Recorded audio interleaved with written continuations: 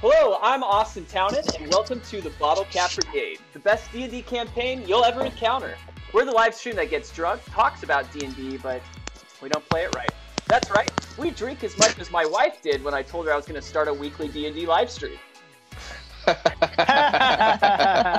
one was fun. That one was fun. Every week.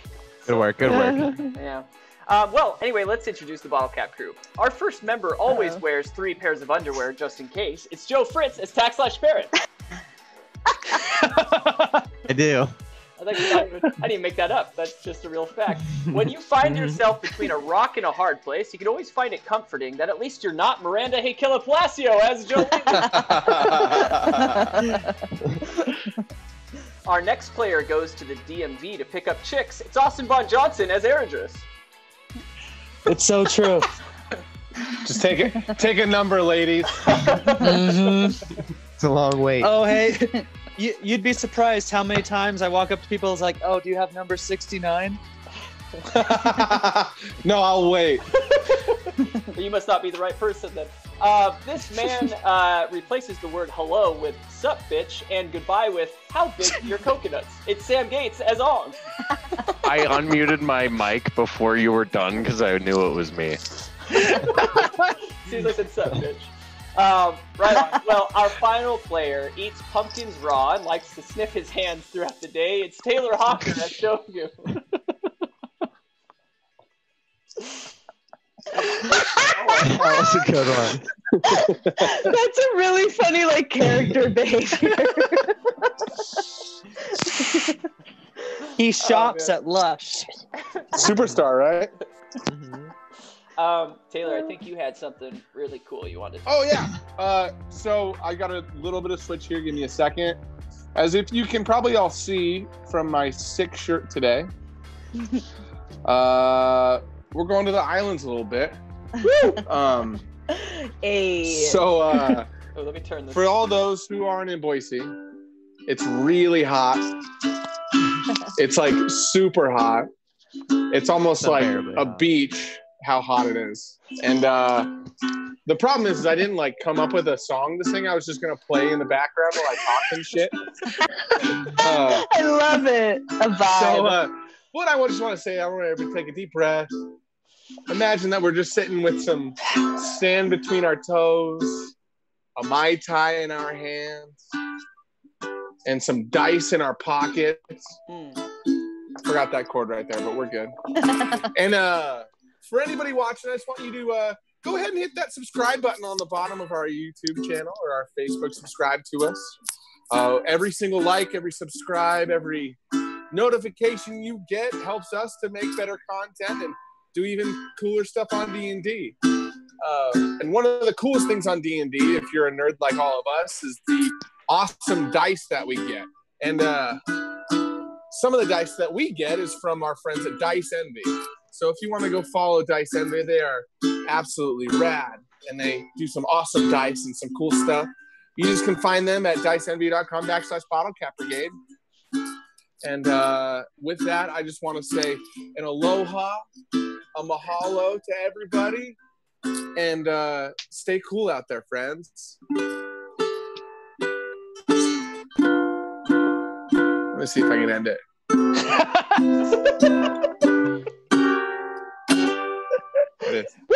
Mahalo. Yeah. You, Jack Johnson. Yeah. Well done. Right. And we're back. Wow. I would say that's definitely the top 5 of the marketing. Music into this that you played. That's saying something. I think we've really. Yeah, you just set new ceilings, for us to try and beat. Well, I think without further ado, let's pour some bottle caps. Welcome to episode 28, Long Overdue. Oh. Every time. It's always so long. All right. Where am I And then Austin lost his place. I was on time. I have let's fucking wait for you. Oh shit. If we want to make something move, we do. If there's something blocking your path, you just pick it up and you move it. We make things move. We choose it. We control it. What we can't control, however, is time. Time moves on its own. It is an adversary we cannot subdue, an opponent we can't defeat. Tick, tock. It embarks on its merry way without a care in the world, for nothing in the world can stop it. That's exactly how our whole group of heroes felt about time. That is, until recently. Some extremely mysterious events have happened recently to the Bottlecap Brigade, with Jolle finding a journal from a different time, Eredris having visions of potential death and failure in the future, and Togu coming face to face with his self-described future self. At this point, nothing is off the table. Our reluctant party of 3, Jolle, Tak, and Ong, have embarked on an adventure across the sea to the city of Souther. They landed at Upper Souther, a part of the great disjointed city that is controlled by the pirate group called the Ardini. After some close calls and poor decision-making, they found themselves bound and on their way to be sacrificed to the great godfish herd called Shabola. The group barely escaped their morbid fate. Through Tak's heroic abilities and dice skills, they made their way out of the city limits.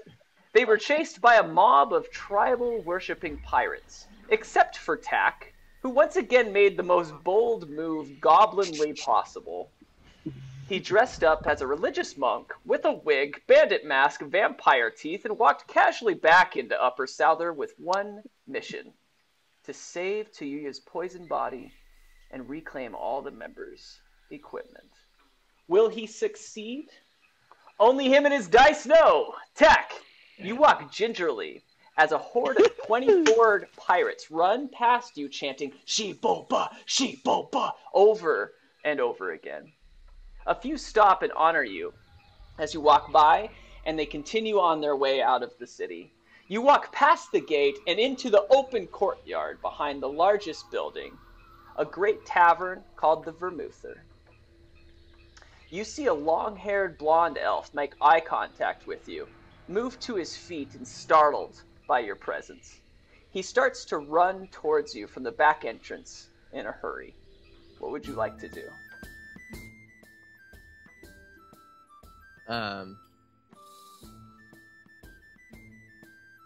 Wave. Awesome. Kind of like walk slowly, wait for them to catch up. Yeah.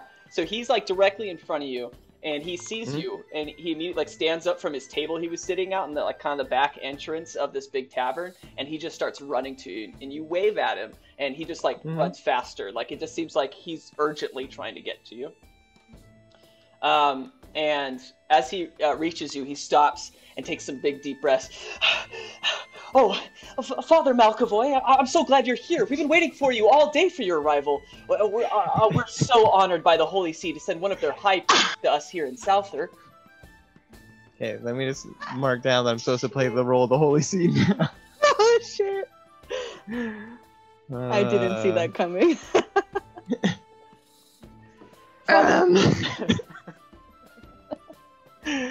Hello, young disciple.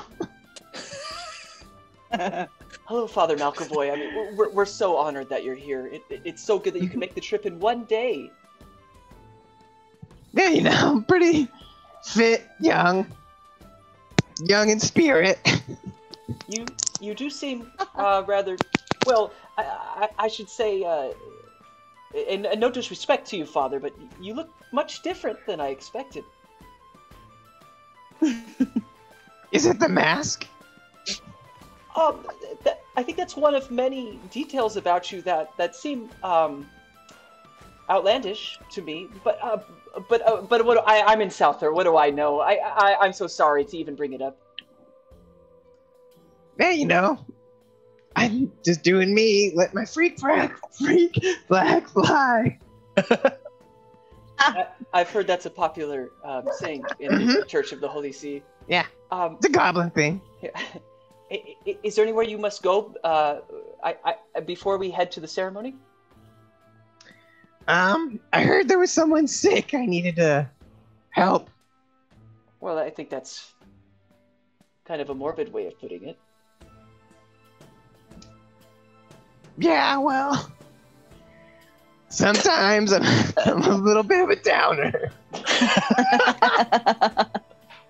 They tell me that often. I'm working on it.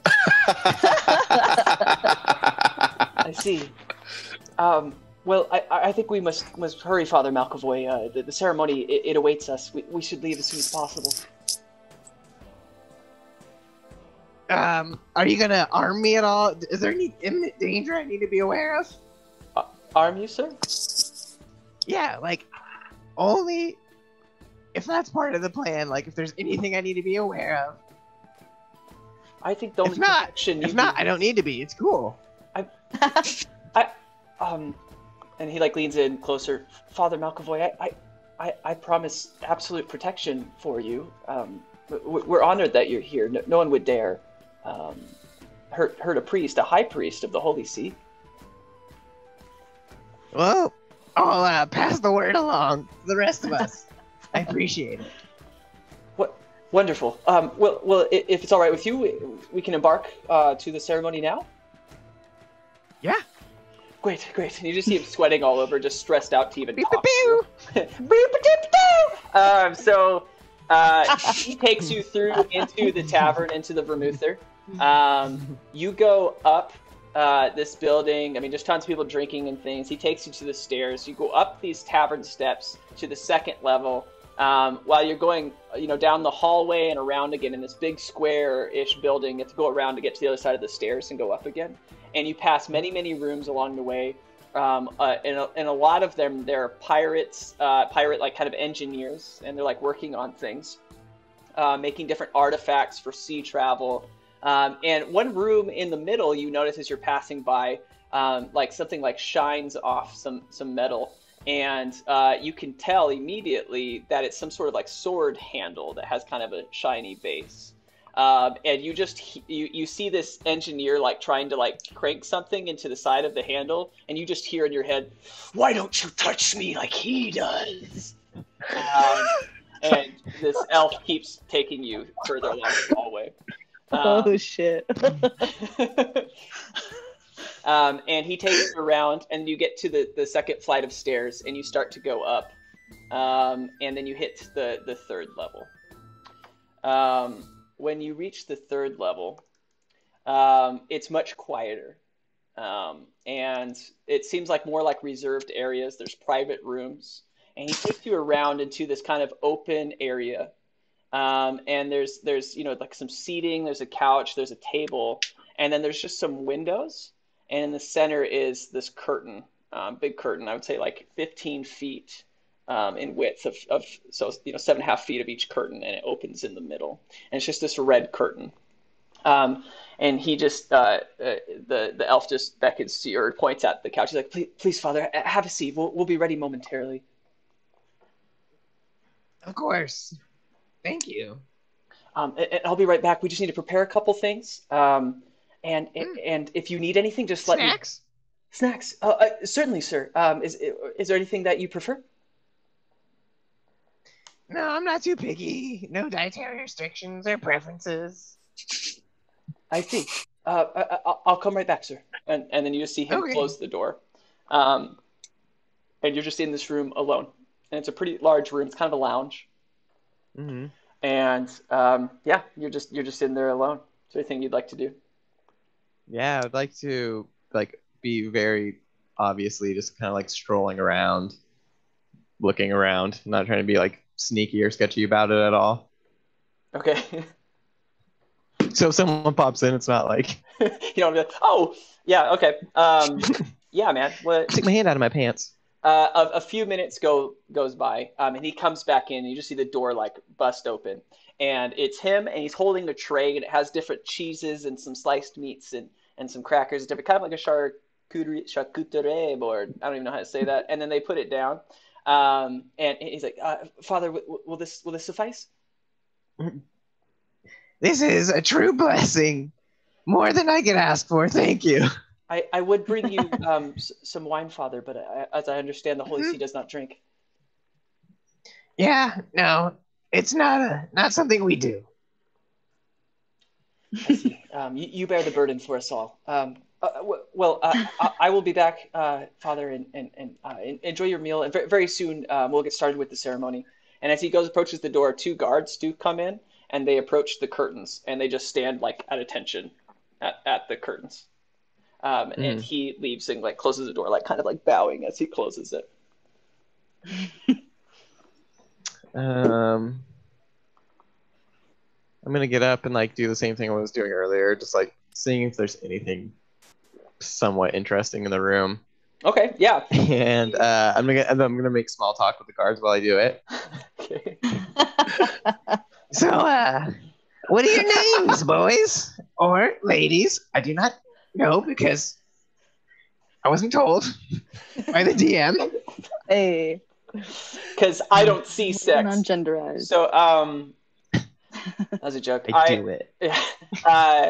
Yeah, they don't say anything to you. Pure silence. And they seem very, very built. They both seem male to you, and very muscular, and very resolute. They don't even make eye contact with you. It's kind of like the Royal Guard at like in England, you know. Mm-hmm. Okay. I'm just gonna keep kind of like walking around, peering into rooms. So, are you not allowed to talk to me, or you just choose not to? Tap your right foot for yes, left foot for no. You see one of the Which guards doesn't like make kind sense, of but look around with his eyes, and he like starts to move his foot. The other guard goes, and then he like gotcha.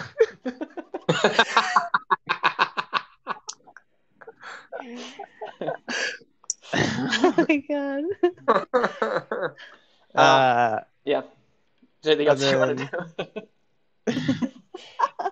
There are so like you have 4 windows, and then there are like a couple like paintings, and one of them they both seem very piratey, like very much captains, large beards, and they all have the piercings, the Ardeni piercings, and it seems like some captains that they wanted to honor. Who are these 2 fine fellows that you have up here? Sure are daring-looking pirates. One of the guards just goes, and then you see him like kind of look with his eyes, and you're like, "What?" And you look back over, and it has like name tags underneath. You didn't know I can't read. Oh no. They don't say anything else. No one taught me when I was a child, and I just kind of, you're the first person I've told. Since you seem like the silent type, I can trust you. Yeah, through all this, let's just do a deception. Let's just see how this is all going. Uh-oh. Okay. Thank God. Unnatural 20.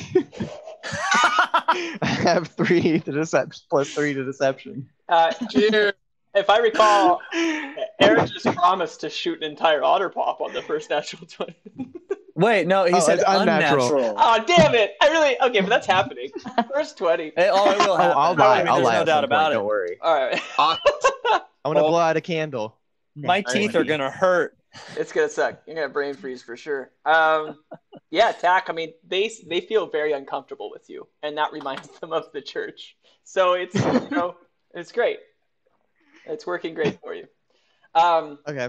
As you're talking to them and making them all sweat with like how like uncomfortable and nervous they are talking to a high priest of the Holy See, in walks in that blonde elf, and he closes the door like, "Father, I think everything is ready for the ceremony. Are you ready?"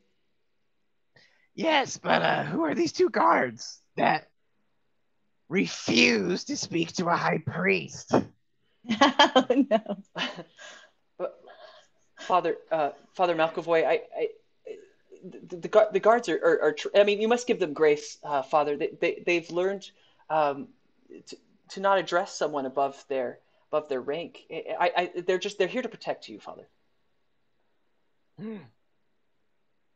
I disapprove. I do not contest. Let us go. Yes. Are you standing right now or sitting? Yeah, I'm standing from like just walking around, Okay. pretending I can't read. Interesting in every word. Well, Father, if you'd like to join me, and he just beckons you towards him. Oh, I will follow and say, "Oh, why, thank you, sir. You've been such a fine servant of the High Seed that I will speak well of you when I have the opportunity. And if you need anything, ask me." Thank you, Father. That's so kind of you. I can't even put into words how much that means to me. I want to like hold out my hand like this to see if he'll take it. Um, Palm up. Okay.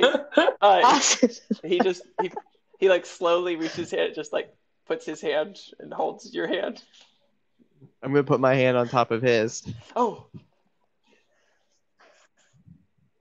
And then say, "Gator chomp." I'm gonna slap his hand. Oh. And you just see him like move back. Thank you, Father. Thank you for that blessing. Yeah. All right, let's go.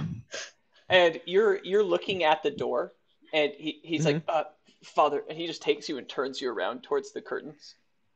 Yeah. Where he? Oh, do I not get a bathroom break? My apologies, Father. I assumed that you were ready. We need to move to the ceremony immediately. Yeah, I forgot my diaper. Oh, will you make it? 10, 15? Could you fashion me one? Yeah, let's do deception again. This is outlandish. This is just next level. God, 11. He looks at you. You're joking. That's funny, Father. They don't always land. Yeah, well, sorry, I just hadn't expected humor. That's my fault. Well, if you're ready for the ceremony, we should begin as soon as possible. Okay. Okay. And he starts to move with you towards the curtains, and you see the guards. Okay. Each one of them put their hand on the side of the curtain, and they slowly start to open it.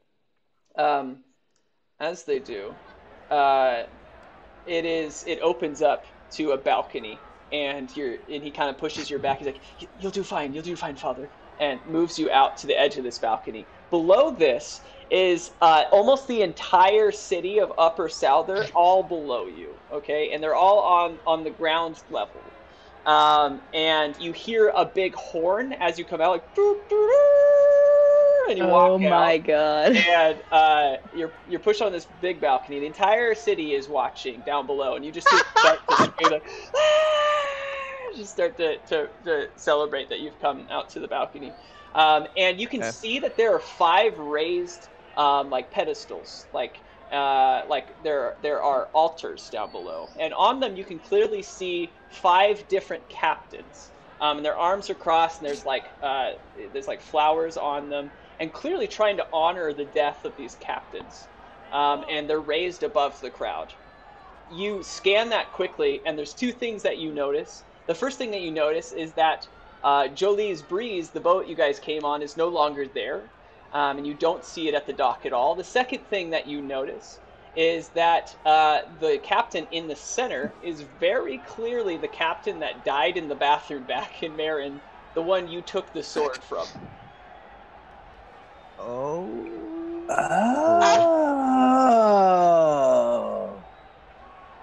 And you hear the crowd like start to die down as soon as you raise your hands, and it becomes very, very quiet. Oh my God! And the entire crowd is just like on their toes, waiting for the speech that you're about to give. Oh my God! You are a pop star. I am a pop star. People, Pope Star. fine workers, pirates, those who make do in life. I come to see how you all are. Are things well in Southor? And I'm here to also honor the dead. Concise. Because the Holy Seed, and I as a high priest know the importance that you all play in our world. And that you have played throughout history. And you just see that elf kind of move his head out. He's like, "You're doing great, Father." And he closes it. Remember, ask me for anything. May I hear from your esteemed leaders about how I can help you in this very moment?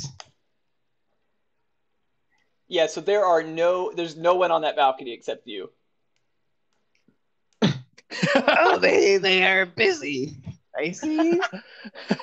Very good. Well, would the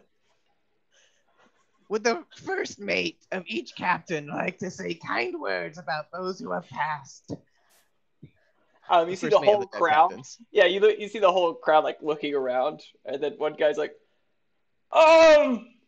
well, he was good. He was a good captain.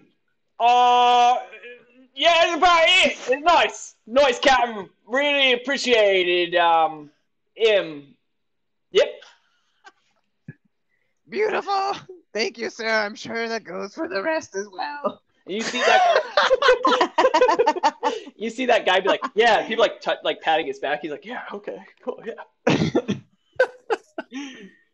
We, as the Holy Seed, have come to not only pay our respects, but combine our traditions. I have heard of many things here in this town that I wish to explore further as I spend time here, getting to know the people of Southor. So, if this is the rest of the ceremony, or if you need me for anything else and need to remind me, I would like to bid you adieu and go into the crowd and shake hands with all of you. And you see a head pop from the curtain. Father, okay, we'll make that happen. And he slowly closes it again. Is that the end of your speech? Yeah. Oh wait, no, I guess I should say something else. It's still quiet. No one has said anything. Mm-hmm. Yet. It's been 5 seconds or so of silence. Well, my people, thank you for accepting me, and Southor rules. Hold up the horns and turn and walk away. Immediately, the whole crowd just goes crazy. Freaking out. I'm playing sound right now. You guys can't hear it, but it's cool. And they're all just cheering, excited. And as the curtains close, you can just kind of hear the cheering in the distance. And that elf looks here. Like, Father, that was incredible. We are all beyond blessed for what you have done for us. Thank you so much for honoring those captains. It means the world to us. I go like this. Bless up. Pat my belly twice. And then Yes, Father. And then I do a little nod. Well, it sounds like you made a declaration, Father Malcavoy. Did you want to go to the people now? Yes. Please Wonderful. take me to the wonderful people of your town. Absolutely, Father. Just on your itinerary, as I sent to you beforehand. I hope you were able to get that? We delivered it in person just to make sure. Yeah, because I can't read. They didn't pack it. I see. So they said just to ask you when I got there because I'm still learning. Even though I may look old and wise and I take care of my hair. I I'm still learning, like we all are. That is by far the most wise thing I've ever heard. We should always stay learning. I will tell everyone I know these wise techniques you've passed down to me, Father. Good. Cool. Father McAvoy, just so you know, with the itinerary, the one very important thing is next on your schedule, is that you're to pray over the current fleet captain. Would that be all right? Yeah, we can do that first. Okay. Just have someone tell the people I will be out soon, when I am available. Absolutely. What? 1 second, Father McAvoy, and you just see him run to the curtain, and you just hear he's like, "He's gonna come pray for you guys in the bed!" And he just like closes the curtain again and comes back in. If you'll follow me, Father, we will just head downstairs and talk to the fleet captain. You have a beautiful voice, Eric. Barstone. Yes, thank you, Father. All right, follow him. Wonderful. So you head down these stairs, and you go down the first flight of stairs, and you pass by these rooms again. You just hear it like, "Oh yeah, that's it. Clean me from the inside out." As I'm going, I'm like, wait. Yes, Father. Was that a glint in my eye? Oh my goodness. A glint, Father? May I? Yeah, like the shiniest of metals. Something precious that would be fit for a high seed. A high what, Father? A high priest of the holy seed. Ah, yes. Of course. I'm sorry, but my ears are just not what they used to be. Yes, this is where the engineers work on the newest artifacts, the newest inventions for our fleet. What? I must see these, so I can tell everyone all about the great work you are doing. Well, although I am incredibly honored that you'd want to see, and I'm great with showing you, Father. But I wouldn't want you to tell everyone about what the work that we do here. You see, we have a lot of competition. I feel that I would be reprimanded if you did tell. May I take a blood oath in front of you? A blood contract? Yeah, but I won't tell anyone. Well, let me just get the shaman. Father, I'm sure that won't be necessary. Okay. I completely trust that you and your humorous self will be able to handle the truths that you see. It is a burden I must bear and tell no one of. Okay. And he takes you into the room, and there's all these engineers working on stuff, and he goes, "Gentlemen, we have High Priest McAvoy here. He just wants to monitor what you're working on. So please just continue with your work, and he will observe." And you can see that. You can see that. Thank you. Fucking Joe, dude. You can see that that there are about 5 different engineers working on different things. And dude, you scored. Mm-hmm.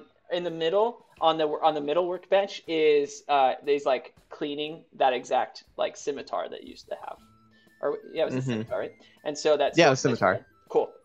And he's working on that. There's like a cutlass over there. There's some like weird kind of like tinkering, like a box that's metal. It seems kind of confusing with buttons and different things. And then there's some sort of weird crossbow being invented. You can see that there are 3 slots for bolts on this crossbow. And then there's also some sort of like glass container that seems to have like a turn knob on one side. And you see him like trying to like fiddle with like the components.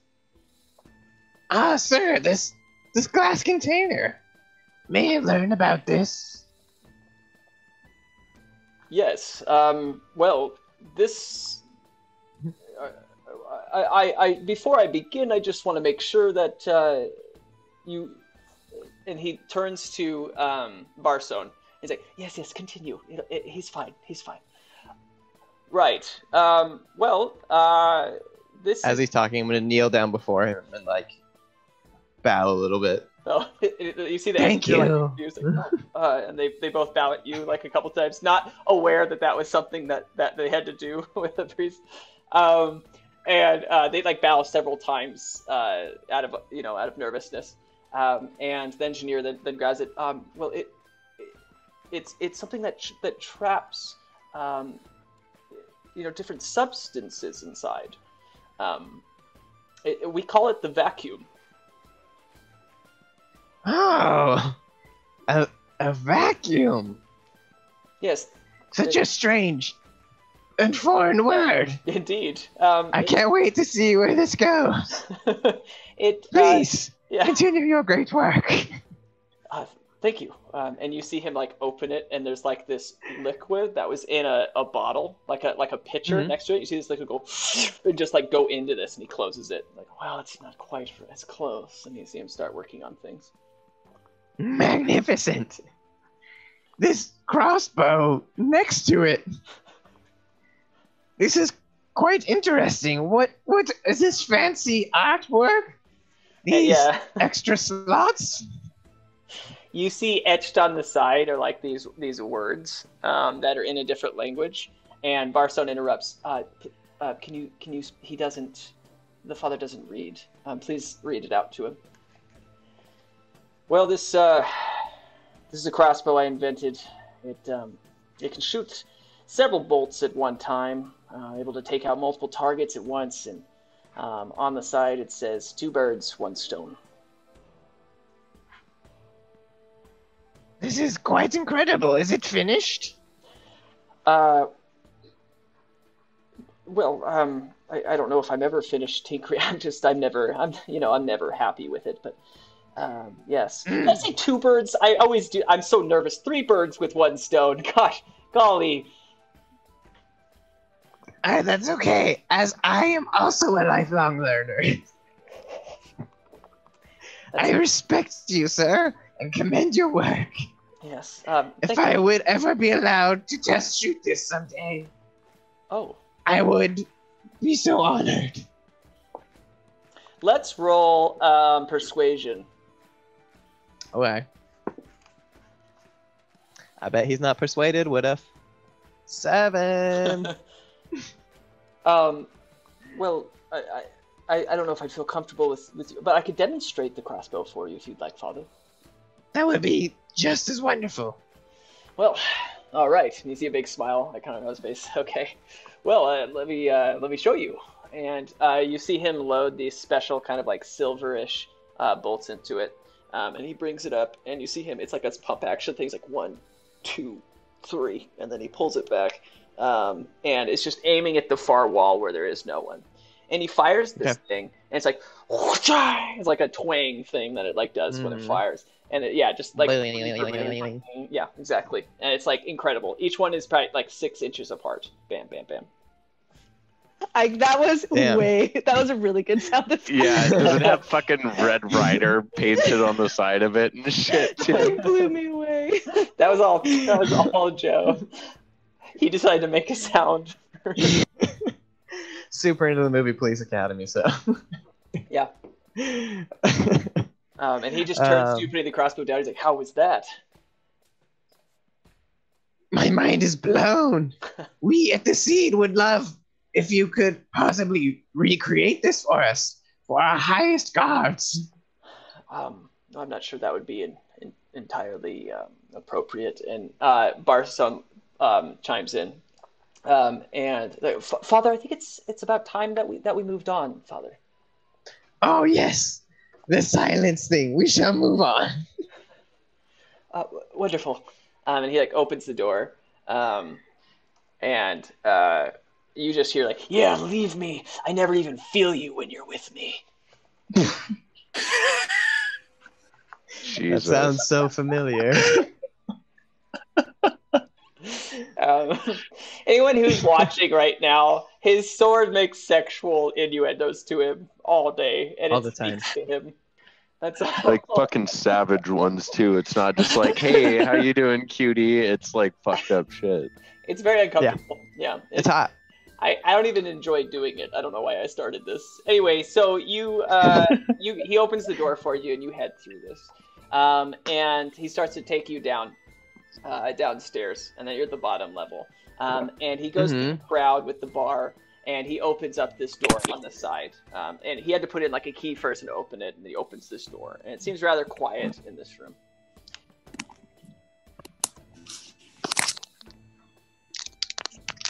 Just put a French fry in my mouth. I see that, yeah.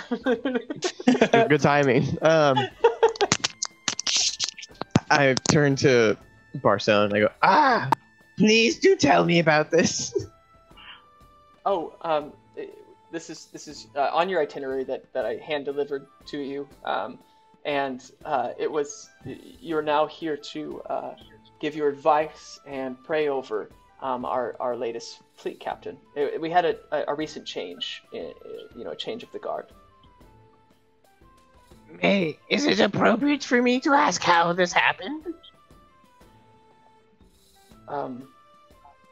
I suppose. If not, okay. It was Please also continue. well. No, it was in. It was. I'm sorry. It was just in the letter that I sent you. I'll explain to you. So. Yeah, the reading thing is tricky. Yes, I should have foreseen that. Father, about a month ago, one of the, our fleet captain, went to Marin and never returned.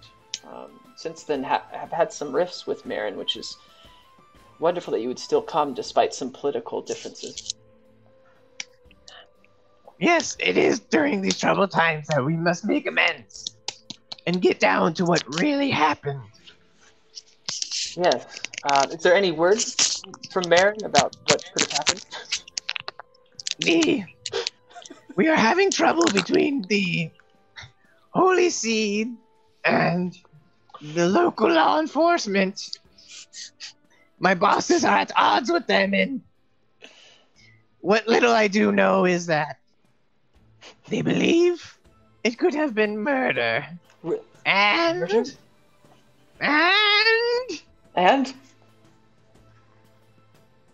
it was done by magic. Magical murder? Yeah. Father, you must tell the fleet captain. You must explain to him what's happened. If I must, I will. Please tell the captain.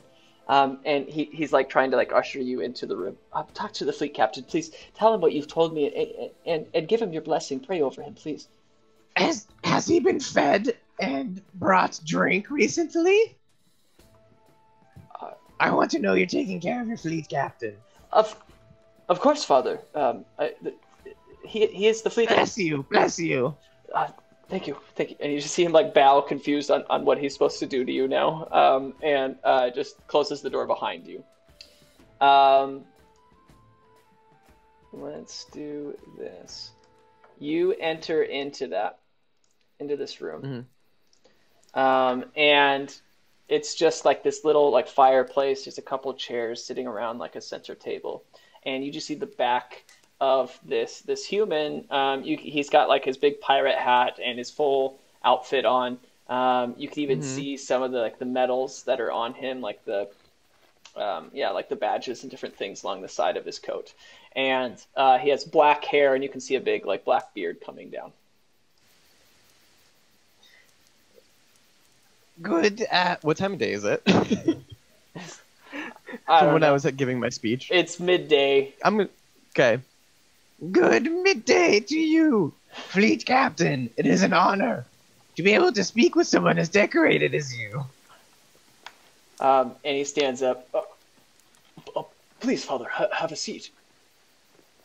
My thank you. I go take a seat to where he pointed.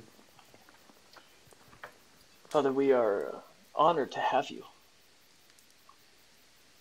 I appreciate that, but it is my honor to be able to travel to new places and meet new people like you. Well, that's very reassuring to hear. That's really why I got into into boating in the first place? Oh my god. Boating joke caught me off guard. Well, that is truly a commendable reason. May I aid your conscience in some way? Well, that would be great, Father, if you could just give me your spiritual advice and help send us off on the right path.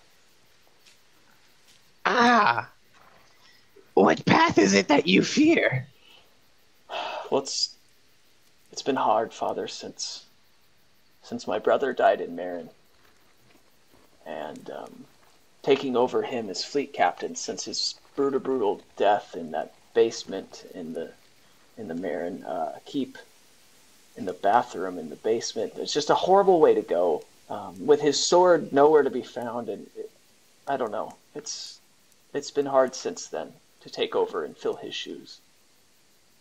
What was special about a sword? Well, that seems but material things. Well, I've heard it's been recovered lately, but the sword was lost to us. It is my family heritage. It is what we pass down. A legacy. Indeed, Father. Well, how can you identify it? Well, it's a scimitar, and it has a jewel at the base of the handle, and the entire handle is made of gold. It sounds exquisite. It's wonderful. It's apparently been known to have a bit of a character. I have heard it's cursed. You've heard of the family sword? I chat with some interesting folk in Marin that were said to have been friends of your brother's, which is why I felt I must come see you. Yes, absolutely. Well, if you'd be so kind, Father, is to pray over my journey as the new fleet master. Yes, anything specific, or just your journey in general? Whatever fits into your divine wisdom, Father. So much. And I casually look off to the side. I'm just kind of thinking of all the wise things I know. You look around the room at different things to give you ideas. You see a couple candles lit.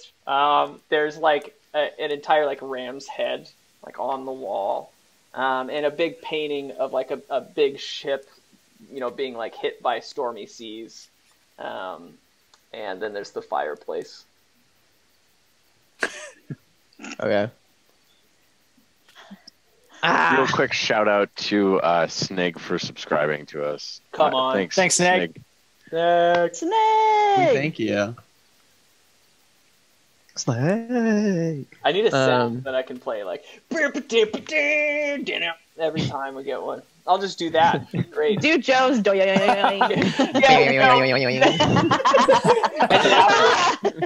then after we need to do something thanks, Snake.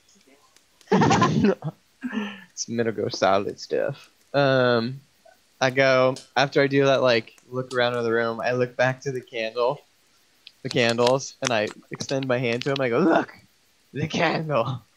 Oh my god! May the moon and sun, as these twin candles are, be your guiding lights across the sea. The ram's head. May the front bow of your ship be as strong as the ram's head, plowing through the stormy waves. Which takes me to this stormy sea painting. May you see no storms, for you know what this looks like. And this ship, may the ship carry you all back home safely, so you may acquire whatever is your need. All right, now And that you've I done do this. So good. My my head. God. Okay, now that you've done that, let's roll deception, Jay. Oh, please roll high. Please roll high. Another unnatural 20. Yes! Another 17. Yes, you're so good at this. We're just gonna lose. We're just gonna lose Tack forever, and he's just gonna embark on a life of the clergyman. I do feel like he's really aligning. We like show up, and he's like, "This is my life now. They love me here." He always finds a way to work.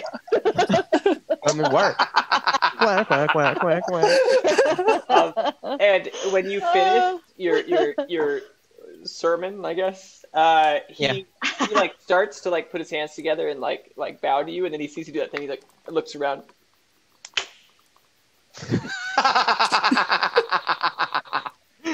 Thank you, Father McAvoy. Thank you for joining me. It's been quite a privilege. Well, as far as I understand, next on your itinerary is to pray over the population of Upper Souther. Yes.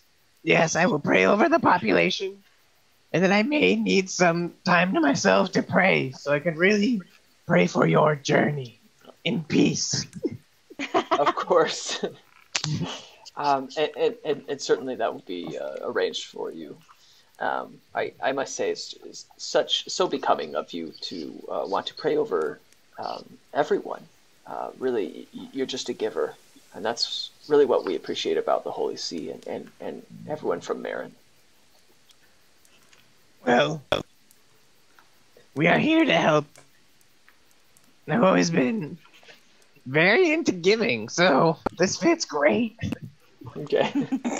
And then so he stands up, seems like a whole new man. Like he's never heard wiser words from another individual in his life.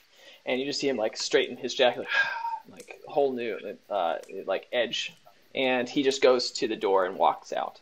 And then immediately afterward, you hear the loud noises as the door is being opened again.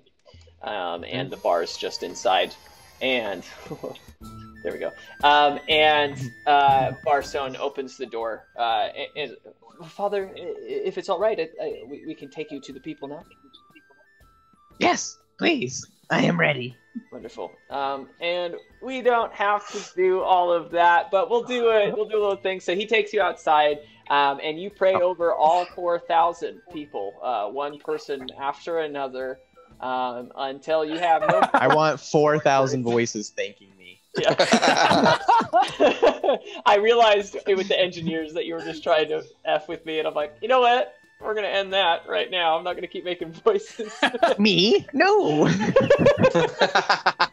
Like, and what about your invention? And your invention? What about you in the corner? What are you making? So it's like, thank you, Father. Thank you, Father. Thank you, Father. Thank you, Father. Over and over again. Beautiful. Hours. Yeah. 4 characters times 1,000. There you go. 4,000 people. Bam. And eventually Barstone takes you to your private room on the 3rd level, the same level with the private room of the fleet captain and the Bay Lord of the Bay, resides. Oh my God. And he leaves you in there. You have like a nice room and a really, really big bed. I mean, it's just a really, really nice place. Yeah. I'm gonna say it's nighttime now. It took you all day. Probably like 10 p.m. and people finally stopped showing up. I'm gonna. Good job, me. Poor Ong and Jolie. Do I have a? Is it safe to say I have a candle in my room illuminating it? Yes, you have. That I could like carry. Yeah. Okay. I want to grab one of the candles. Oh, actually, I'm gonna grab them both. I'm gonna walk out of my room and go into like the main area and just kind of like look around casually. Okay. Let me clarify the candles, because one of them does have like a little handle, like the intention is so that you can make your way to the restroom. However, the other candle is literally just a candle in like a candlestick, like it. So it's a big long candle. So if you were to grab it, just like grabbing wax and then a candle. Well, maybe I don't do that. Okay. I'll take the one candle. Thank you for explaining. I thought it'd be funny if you're just like. Anyway, dripping wax everywhere you go. Yeah.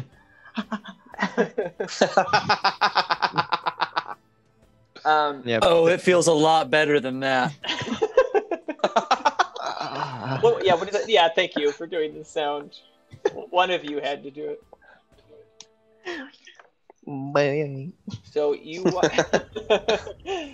Thanks, Snake. So you. I feel like it should be more like, "Oh, bless you, Father." Okay. I like that. You walk out, and it's nighttime now. Most of the upper level and second level is fairly quiet. There is so it's a hallway with like a railing, and it goes.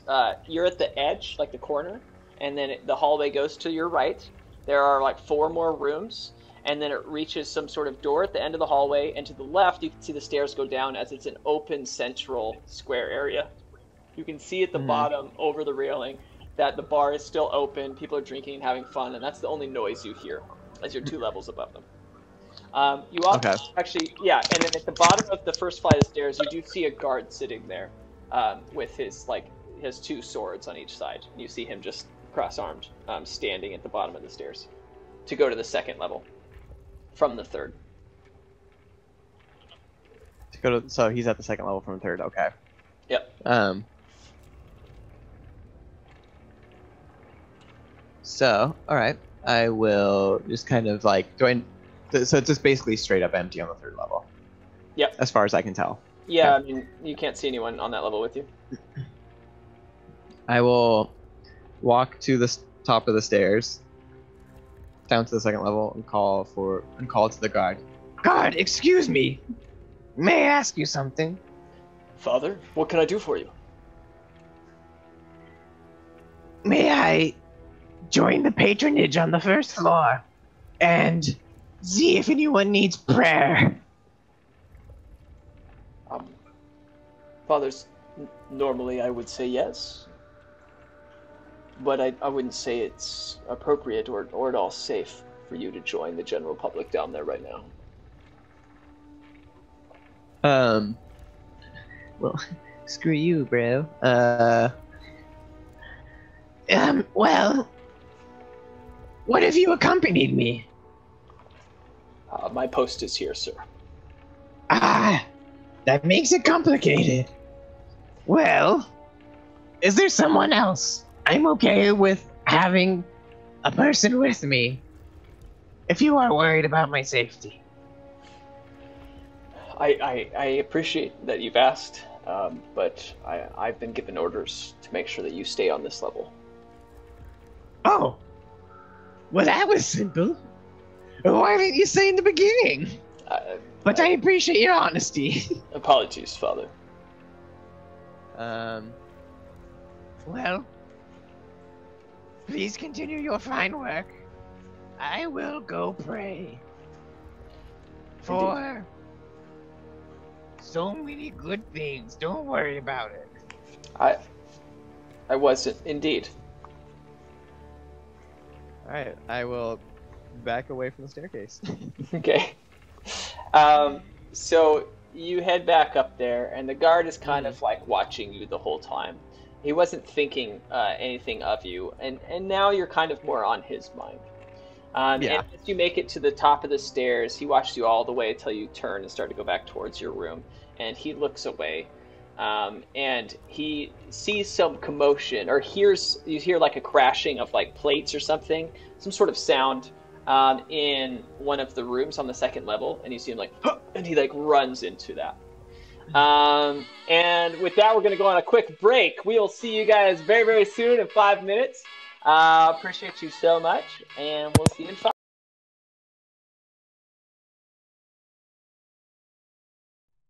The sound isn't on. There we go, and we're back. Hey guys, Miranda, why don't you tell them about that thing you want to tell them all day?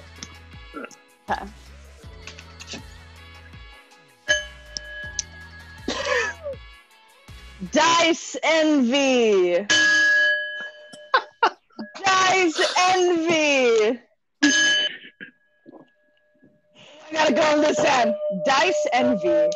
It adds magic and sorcery to all of your rolls. You want to roll high? Order from Dice Envy. Link below. Wow. I guess I'm gonna buy one of those now. I don't even know. Like I need one. Jesus. That's wild. That sound would never stop in my house. I would do it over and over and over So and over again. nice. I just brought it home with me, and I want to try waking up to it every morning. Just like the first noise. Seems kind of cool. I can dig it. All right. Well, diving back into the session here, guys. After Also, hey Grove, Oh. thanks for subbing to us on Twitch and all that. Nice to talk to you, bud. Can't do it. Boing. Thanks. Bless you, Father. All right. Well, after approaching a mysterious cabin, Eritris and Togu had an unexpected meeting with Togu's future self. Many secrets were unveiled during that conversation, and many new mysteries were created. The only easily understood detail the two could grasp was that Souther holds one of the keys to unlocking their way to Griald and his floating castle. The two watched as the older Togu started to dissipate and turn to sand, emerald dust as green as the sand in Musiv. Eritris and Togu, you stare at each other amazed as his body disintegrates in front of you. Good.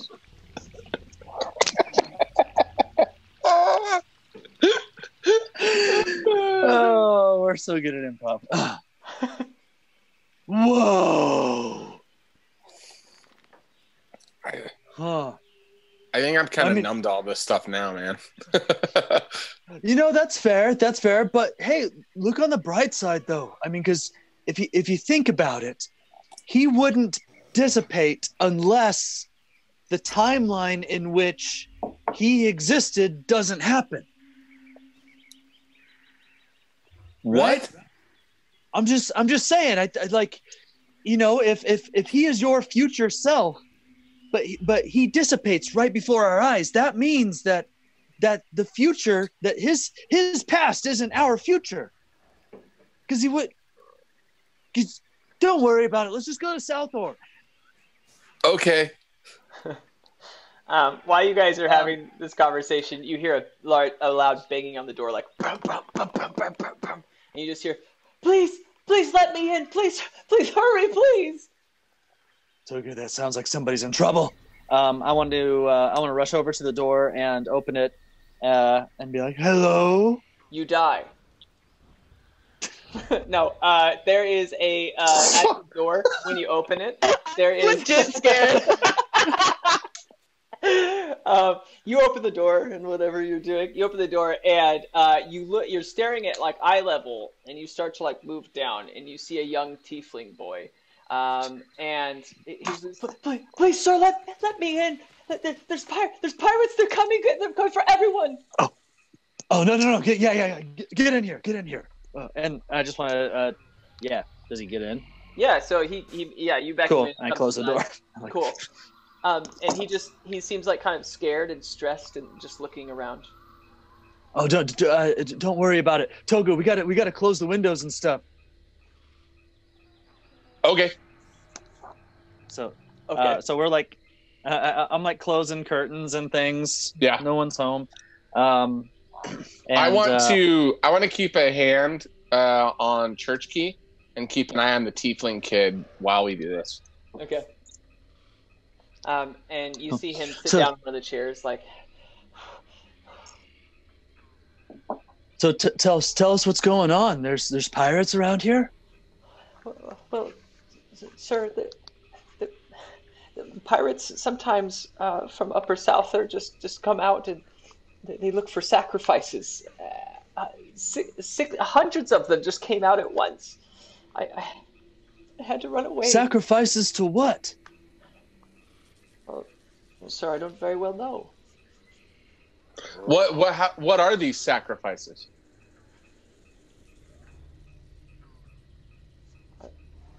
They usually, I mean, they look for weak individuals. They, I, I don't know. Hey. They're scary. I don't want. Don't say that though. You don't look weak at all. You look like a strong, strapping tiefling there, doesn't he, Togu? Togu, doesn't he look? Togu, does he look strapping? Why are they chasing you? Yeah. I don't. I wouldn't say they're chasing me, sir. They're looking for. They grab people. They're grabbing people and trying to sacrifice them. I get it. Where do they do these sacrifices? Well, that's a good question. I just see them dragged into Upper Souther.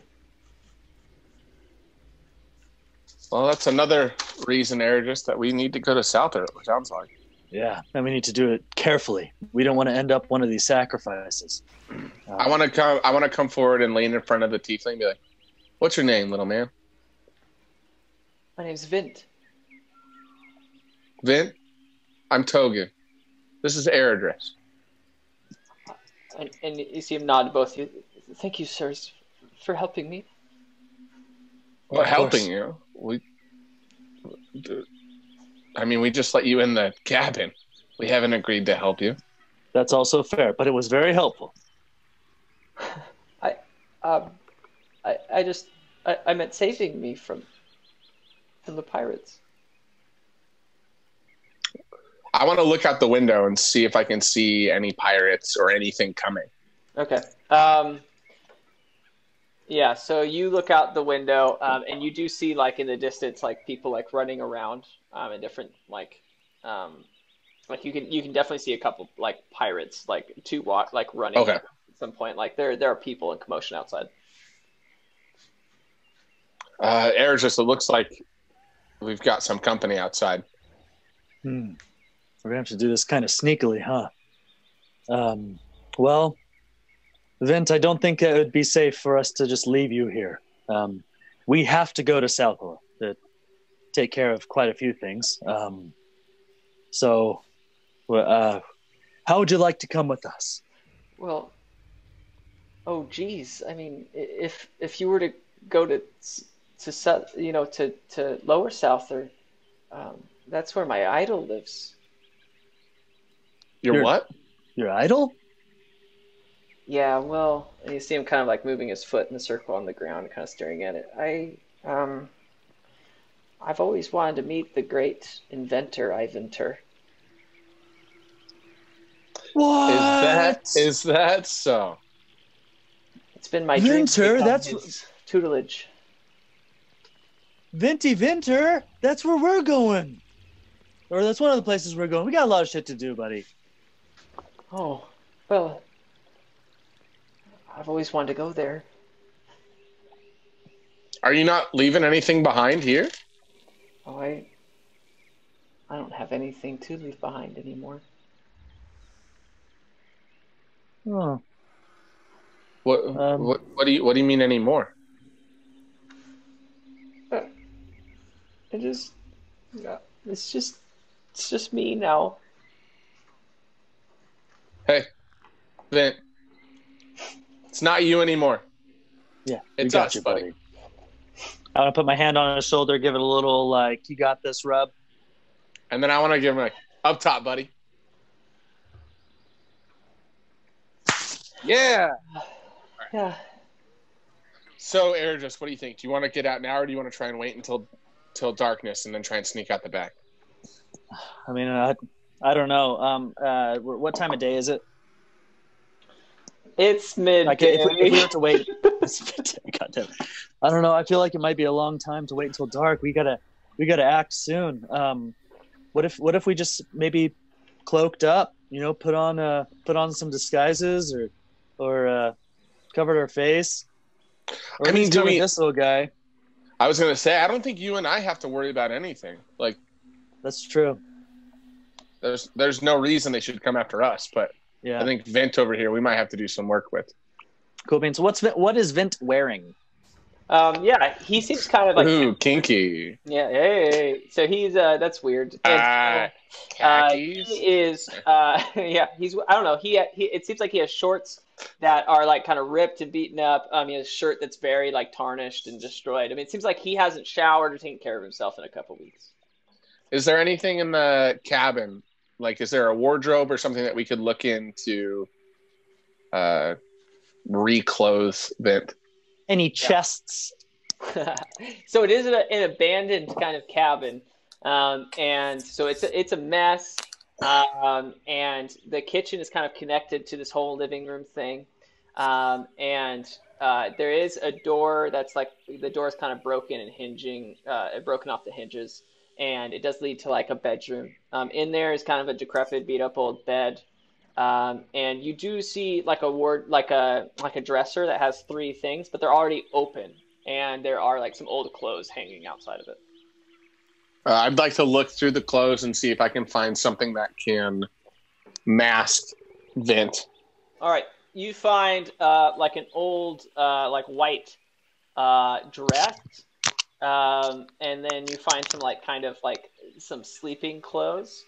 It's like like a big one piece, and you do find a couple like 2 kind of beat up old tunics. What do you think, Airdress? The dress or the tunic? Vint? Thoughts? Vince, yeah. So I want to hold up the dress to him. Yeah. And so I'm like, or and I hold up the tunic. And then I want to Vanna White it as he's holding it. Yeah. I go back to the dress. Door number 1. Or tunic. Yeah. Or are you into the onesie? I'm a big onesie fan. I don't know, sir. I tell you what, let's do the tunic, buddy. Come here. I think that's great. Okay. You guys like pull this thing over him, and then it like tightens in the front with like and it's kind of big. It goes over his shoulders. It's definitely meant for an adult. But he seems clothed.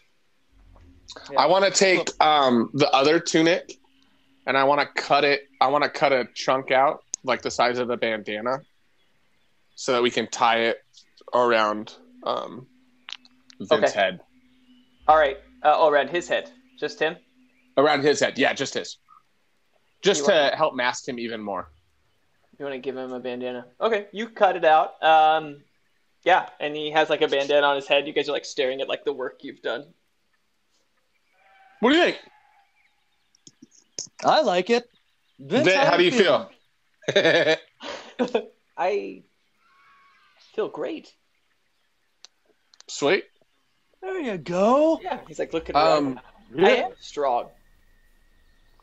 Yeah, you are. You're a full-on good, member of the Bottlecap Brigade now, buddy. Whoa, hey, Airdus. Bottlecap Brigade? Slow up. I know. Do you know the Bottlecap Brigade? Yes. We do know the Bottlecap Brigade.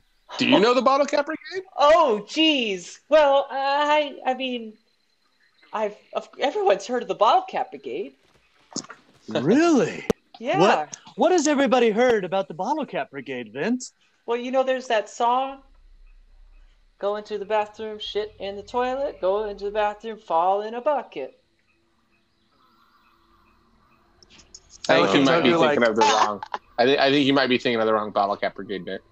That doesn't sound like the Bottlecap Brigade, Vince. Where did you bathroom, hear this song? Fall into a pit. Go into the bathroom, sit in your own shit. Whoa! Hey! Get it made like the Bottlecap Brigade. I guess we don't know the Bottlecap Brigade. We know a very different. Brigade. Where did you hear this song, Vint? It's a popular song. I don't know. Everybody's singing it. Popular song with Toku. You know what? I bet there's another group of adventurers running around, calling themselves the Bottlecap Brigade, and stealing all of our thunder. We're out here. We're doing good things for everybody. We're saving Farkle and Marin, and we took down the Temple of Moose Eve. This is bullshit, man. Wait, you guys are the Bottlecap Brigade? We're not that Bottlecap Brigade. We're the real Bottlecap Brigade. We're a group of heroes doing your good. own shit. Was that crazy? That didn't happen. No, that didn't happen. Well, I guess it does say a little goblin. You're not a little goblin. You're kind of a big glue weirdo. Wait a second. I mean, there's some truth to that. Why is your face a cat? Well, Sorry. it's a long story. Okay. So You see him sit down. He's like, I've got all the time in the world. Oh, wait, we better go. Yeah, we should better go. I'm going to need to talk to Tech when I see him. Yeah, I'd like to look out the window to see if there are any of the pirates around for us to make a swift and calm exit from the cabin. Yeah, when you look out the window this time, you don't see anyone. Okay. Togo, I think like coast is clear. Perfect. Let's stay off the road. Okay, cool. I want to slide open the door quietly and walk out calmly. Okay. So you guys go out this door, and Togi, you look around, and you don't see anyone near, but like distant shouts. You do hear like, and then you hear like a scream like, ah! Togo, this doesn't sound good.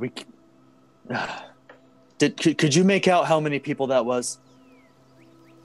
That's a great question. I don't know. Could I, DM? You're like, it sounds like 2, 3, maybe 7.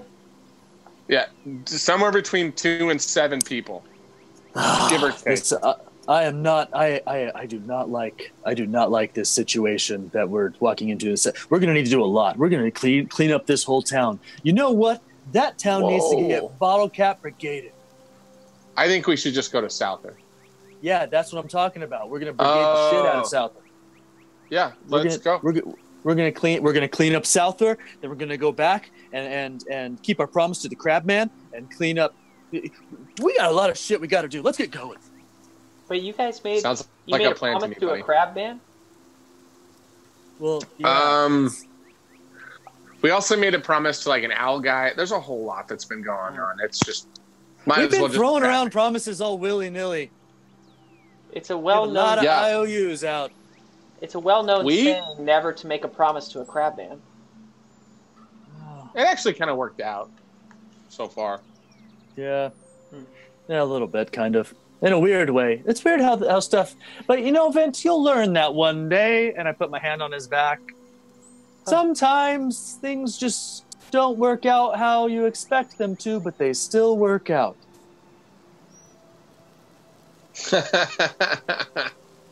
Okay. Oh, let's go. Yeah, so you guys go out this door.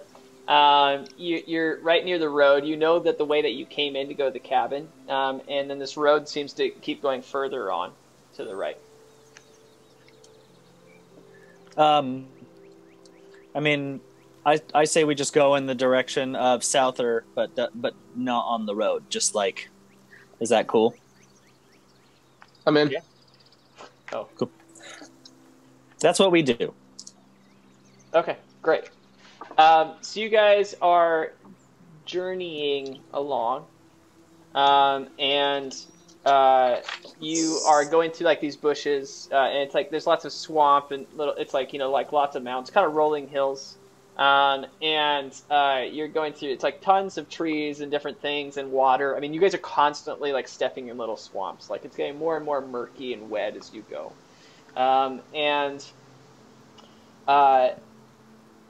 At some point, you go through into like this little clearing. It's like this little area, and just water at this base again. And you take one step into the water, and you just hear from your right this pirate, and he does it to you guys like, "Hey, what are you doing?" How far away is this guy? 25 feet. And is he clearly a pirate? Yes. Swashbuckler, right. buccaneer. I want to yell out, What are we doing? What are you doing? Yeah, what are you doing? And you see him like holding his sword. Where did you come from? Where did we come from? Look, the Where did you come road from? is right here. I got it. Oh, okay. What do you mean the road is right here? Where did we come from? We walked. And I hold up my foot, just covered in mud. Vanna White, his foot. You show your foot to him. Yeah, because we've been walking. Yeah. Well, I can see that you've been walking. We're looking for 2 or 3 very suspicious. 1, 2. There's 3 of you. Oh, right, but God. you said suspicious, and we are not suspicious. His face is a cat. Hey. It's adorable, you bastard.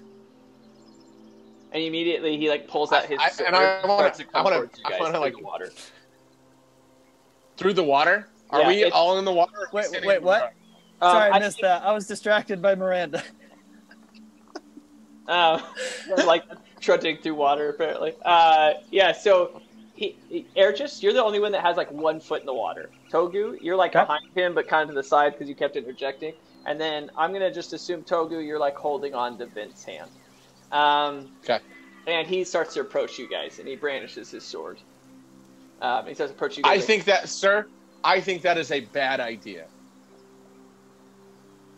I think the only thing bad is you guys. And he starts to come closer. And as he like brings up his sword to swing at you guys, you hear this noise. And you hear like some kind of like rustling in this bush.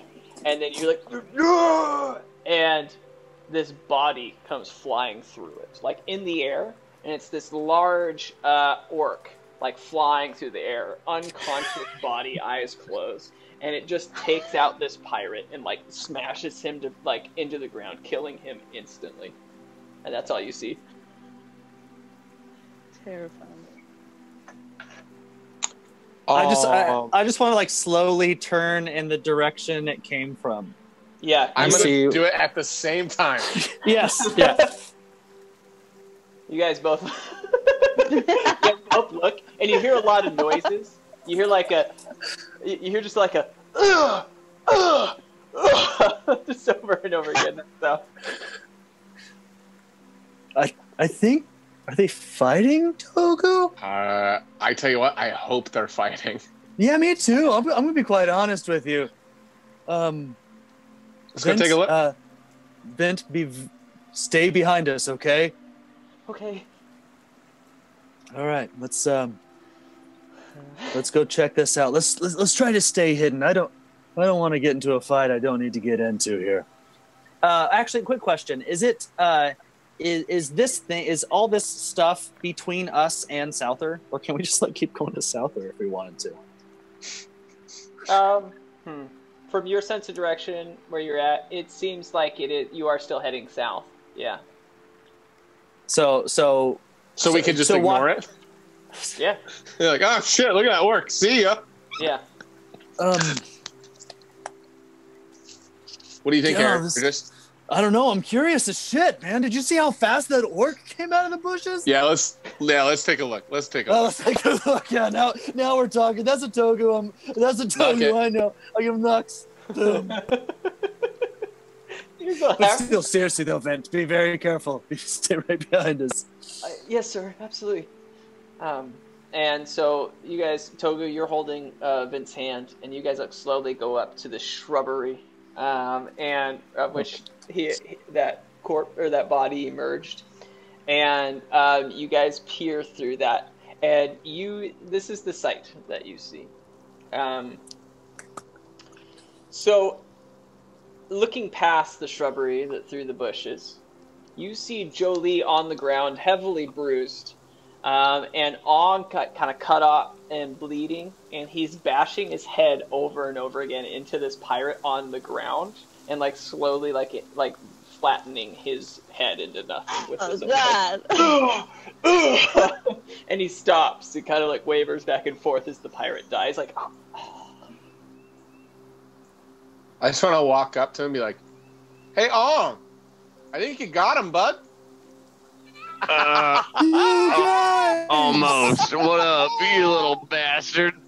What happened to Jolie? I want to check on Jolie. I hit my head. I'm seeing fucking Togu with duck feet and Airdris with his cat head. I'm fucked up right now. I need a moment. No, you're not fucked up. Well, I mean, you might be fucked up too, but that you are seeing what is accurate in reality. Holy shit, what are you guys doing here? Can I roll an insight check to see if I really believe that it's them? Yes. I just definitely don't believe it. Yeah. Well, you can do whatever you want. You decide what is success and failure. Yeah, okay, I believe it. Wait a second. Okay, hold on. Is it really you guys? Togu? Airdris? We got so many stories. It's insane. So much I just let this huge kind of fox sort of shriek, and I just run up onto you guys and give you a big hug. How did you guys make it to Southern? You guys will not believe what we have been through, right? Oh my God. There was this one time when Tack shot this guy right in the butthole, and you guys missed That it. is so Tack. Wait, So shot him with what? With an arrow in the butthole. Oh, okay, and cool. we blamed it on some other stuff, but he didn't die because Jolie saved him. It was real nice. Oh my God, we have so much to tell you guys. I can't believe that you're safe. I can't believe that you guys made it out alive. I was really starting to feel like you guys were fucking dead. Well, yeah, of course we made it out alive. Don't get me wrong, it was complicated as shit, and we've been through some weird things. And I make a little towards the duck feet, and I'm like, but we'll bring you up to speed. It's just been so long. I just want to laugh every time she says alive. I want to huh. Yeah. Real quick, Togu, are those duck feet that you got yourself down there? They're so cute. That's what we're gonna talk about here. That's what I said. Well, not cat face over here. I'd like to. I mean, it kind of goes well with your other body parts. I'm just feeling my own whiskers and my hair, or my little ears. Me too. I know. I'm getting used to it. You know. Yeah. I sometimes forget it's even there. But we went back to sculling, to thinking we were going to find you guys at the empty mug. What gives? Shit. Well, what gives? I'm gonna take the guy's head that I was bashing and just kind of toss him to the side a little bit and say, listen, you guys, we got a little bit distracted, and I got to be honest with you. Tack is he's impersonating a priest right now. He's going to try to save Tayuya because she's in a bit of a tough spot. She got some shit poison inside of her blood. Oh, and shit. we need to get an literal antidote. shit poison? Yeah. Yes, literal. It's a whole pirate thing. It's like a thing of theirs. No. Yeah. Well, death by poop is their thing. I guess we can save the stories for later. Actually, We've got a long walk to Souther. There is one thing. Hey, I wanted to introduce you guys to our friend Vint. Yes. Come on over here. Come on over here, Vint. Okay. Vint, it's so nice to meet you. My name is Jolie Jewel. And you see him hold on to Airdris' arm. Yes. I kind of put a little hand on his shoulder. Hi, you say welcome. your name we'll is keep you Pants? safe. Is it Pants? And I just turned to Vint. Ong doesn't get names right most of the time. Just smile and nod. And then I want to lean over and say, but he's very wise. He's very wise and strong. He can lift 1,080 pounds. Okay. Vint, why don't you sing us some of those songs you were singing earlier? Yeah, Vint, why don't you sing these songs? We got a singer. Guys, they're about Vint has the some Bottlecap super Brigade. interesting songs. Yeah. About us. No, Yeah! they're about a Bottlecap Brigade, yes. They're about Okay, a okay. Bottlecap Brigade. Oh, Well, okay. Go ahead. Take it You can away, do it, Vince. buddy. Okay. Well, when you're covered in shit and you want to say fuck it, you look down at your legs and you're sitting in a bucket. Sometimes your name is Tack or it's Parrot. I can't believe I'm singing this song for you guys. Fuck it. Yeah, guys. That one straight You up used his have- name. The Bottlecap And where did you Brigade, learn that? You never get laid. You know that song? Oh. Well, I've never heard it Airdris before. does, for sure. Where did you learn that from? Oh, that's just like a pretty common song, Like, Well, who taught it to you? I guess my friend Can did. Did you say Campton? Can? K-A-N? Oh, a can like a can of beans or a can of soup? That's right. That's just smile and nod. You Vince. guys with those beans, I still don't understand what they are. You Yeah, wanna so know? apparently Another there's been someone, probably a completely separate Bottlecap Brigade group that also has a party member named Tack running around shitting in buckets covered in shit, and now everybody's writing songs about it, ruining our heroic reputation. Well, actually, the song goes, is your name Tack or is it Parrot? When you're covered in shit, you have no merit. Oh wow! I mean, there's some truth to that, I guess. This is kind of humorous.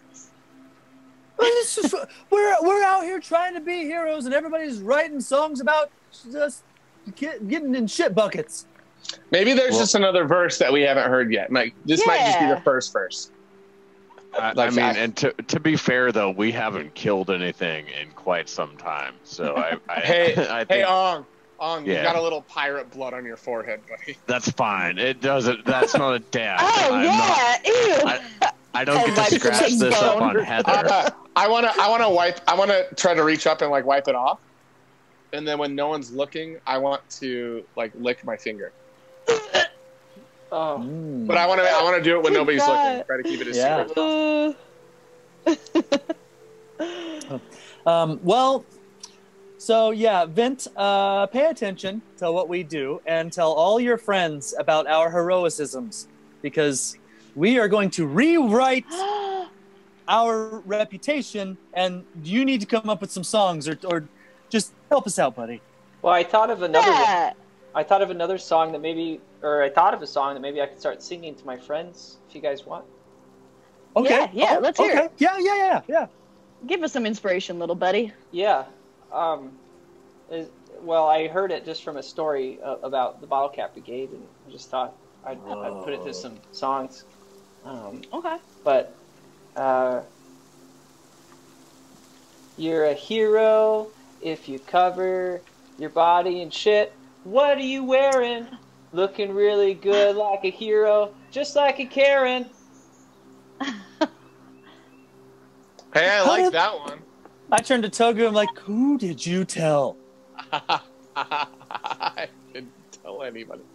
All right, let's go to Souther. Okay. Have some questions, but we can wait till later. We got a long walk. We have a lot of stuff that we have to cover. Okay, yeah. So, like we said, Tack, I almost feel like he was this priest actually before he was Tack. We needed to get our equipment because they kind of captured us, and Tack put on this getup, but he was a priest. It was like some magic almost happened or something. So he's long gone, and it's just been me and Ong trying How to long survive. has he been? How long has he been gone? It's been what a Jolle like at least a couple hours. It's in a few hours. You've Couple left. hours. Oh, You guys, okay, all got chased, by the way. So like you guys were going up to One Tree Hill, and you got chased. Yeah, by- okay. You guys. Oh, just to clarify, Ong, you have about 16 life now, and Jolie, you have 8. Okay. You guys have been. I'll definitely heal us up. Yeah. You. Oh, and I'm gonna say 2 of your spell slots are taken. Ong, you have raged once, and yeah, I mean, you guys have been through like 7 fights or something of different pirates that you've run into.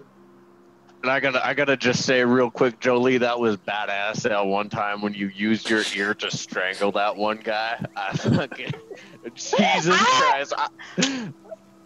No one could stretch that far? Oh, Yeah. God. I And thought I I guess was it's been fucking savage. Yeah, I just had it's been a minute since I cleaned my ears, so there's some wax in there. So when I just put it over his mouth and he just got that mouthful of wax, he just gagged on it and then just was smothered to death. It was crazy. You know, kind of made me miss Heather, if you know what I mean. Wow. Yeah. That's I love- crazy. I love the way that you bit off that man's foot, toe, or that man's foot, toe by toe. Yeah. Just little nibbles, and then you spit it in his face afterwards. After you gave him a wedgie. That He was was insane. screaming. He was Why'd you- screaming. I just want to interject. Why'd you spit him out? Oh, cause I want you to know that I don't like eating the flesh. I just like biting it off. Sorry. Yeah, you don't want to. That you makes don't wanna sense. Yeah, eat I it. get Yeah, do you eat flesh, Togu? No. It's Togu, No, guys. He doesn't eat flesh. What kind of Unless question is those that? duck feet gave you Yeah. a little something extra. You never know about your duck feet. Togu, you are salivating What the at hell? the dead pirate body, though. Oh yeah. That's Way ahead of you. Yeah. Are you thirsty? Do you want some water? You look like your mouth is kind of, Or are you hungry? No, I'm okay. I'm doing okay. You sure? Let's just get to south there, guys. I want to go and inspect like one of the pirate bodies, or any number of them to see if there's like anything on their person that would help us like infiltrate Souther, or just anything of potential interest or value. Okay. Well, I will say a couple things. Jolie and Ong both have these weird piercings now on their ears. You find that also on the body that was now smashed to pieces. At least his face was. And so you find some piercings. He has this like full attire. I mean, he's got like this kind of like jacket that seems kind of uniform to some degree. Pirates are a bit of a mess, but definitely something that signifies him is his jacket. And then you do find his weapon over on the ground, like 10 feet away. And then you do find like a ring on his hand, but it doesn't mean anything to you, but it does seem like maybe valuable. Okay. Sweet. Well, Jolie, Ong, if you guys aren't armed, maybe you should arm yourselves with some of these. If there are any like daggers, I would like to pick up a couple for throwing. Ong, you had a dagger, but it's in one of the many corpses on the trail of making your way to this point. Yeah, I figured that was burnt. Yeah, but there is a short sword that the guy was carrying. You guys mind if I utilize this? As much as I don't mind strangling people, it might be nice to not have to do that for the next foreseeable future. It's all yours, buddy. All right. Hey, hey, Vint. Yeah. Do you have anything to protect yourself with? I mean, I have my slingshot. Dude, Slingshot. Vince. Yeah, sick, that'll do. Man. That'll do. Yeah. That'll work. That'll Yeah. work. You good shot? I'm a pretty good shot with it. All right, let's see it. And I want to grab like a rock or something, and just wing it, and be like, hit it. Can you hit Here we a go. butthole? Nat 20? Oh, shit. Eat that otter pot! Eat that fucking thing! Shit! Where's my phone? I really want to record. All right, here we go. I'm just gonna. Actually, I'm Here gonna we do the other end. He's because about it's a to little bit- chug a otter pop. Wait, hold on. Before you do it, let me put on the right music here. Take it away, Austin Airjuice. All right. Nat 20! Get it. Oh, we got it. Oh! And I'm on the rock. You're gonna be so high on sugar. He's already eaten like 10. Oh. Yeah. I've had quite a few already, you guys. It's a lot. I started documenting like when you've eaten them to like try and keep track. Like what timestamp. That's awesome. Good I job. think you're like definitely on 6. Jesus. That was Wow. So I'm That was assuming very I'm impressive. assuming he hits the rock.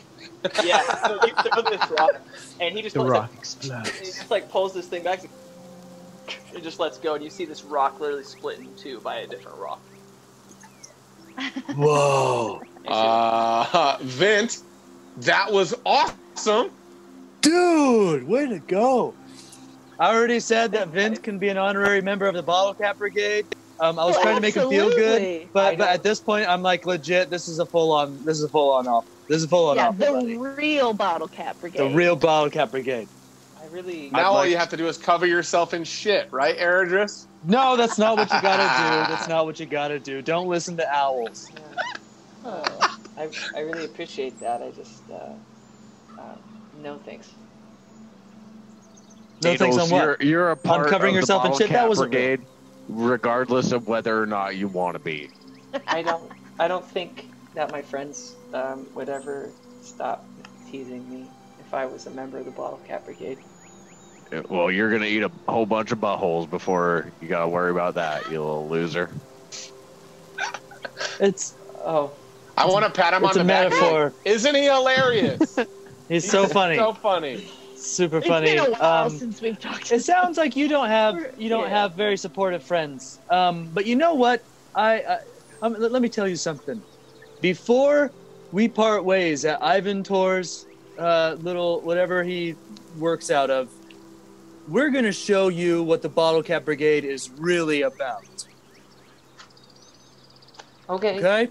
Yeah. Okay. That'd be great. Yeah, let's go. Oh. Okay.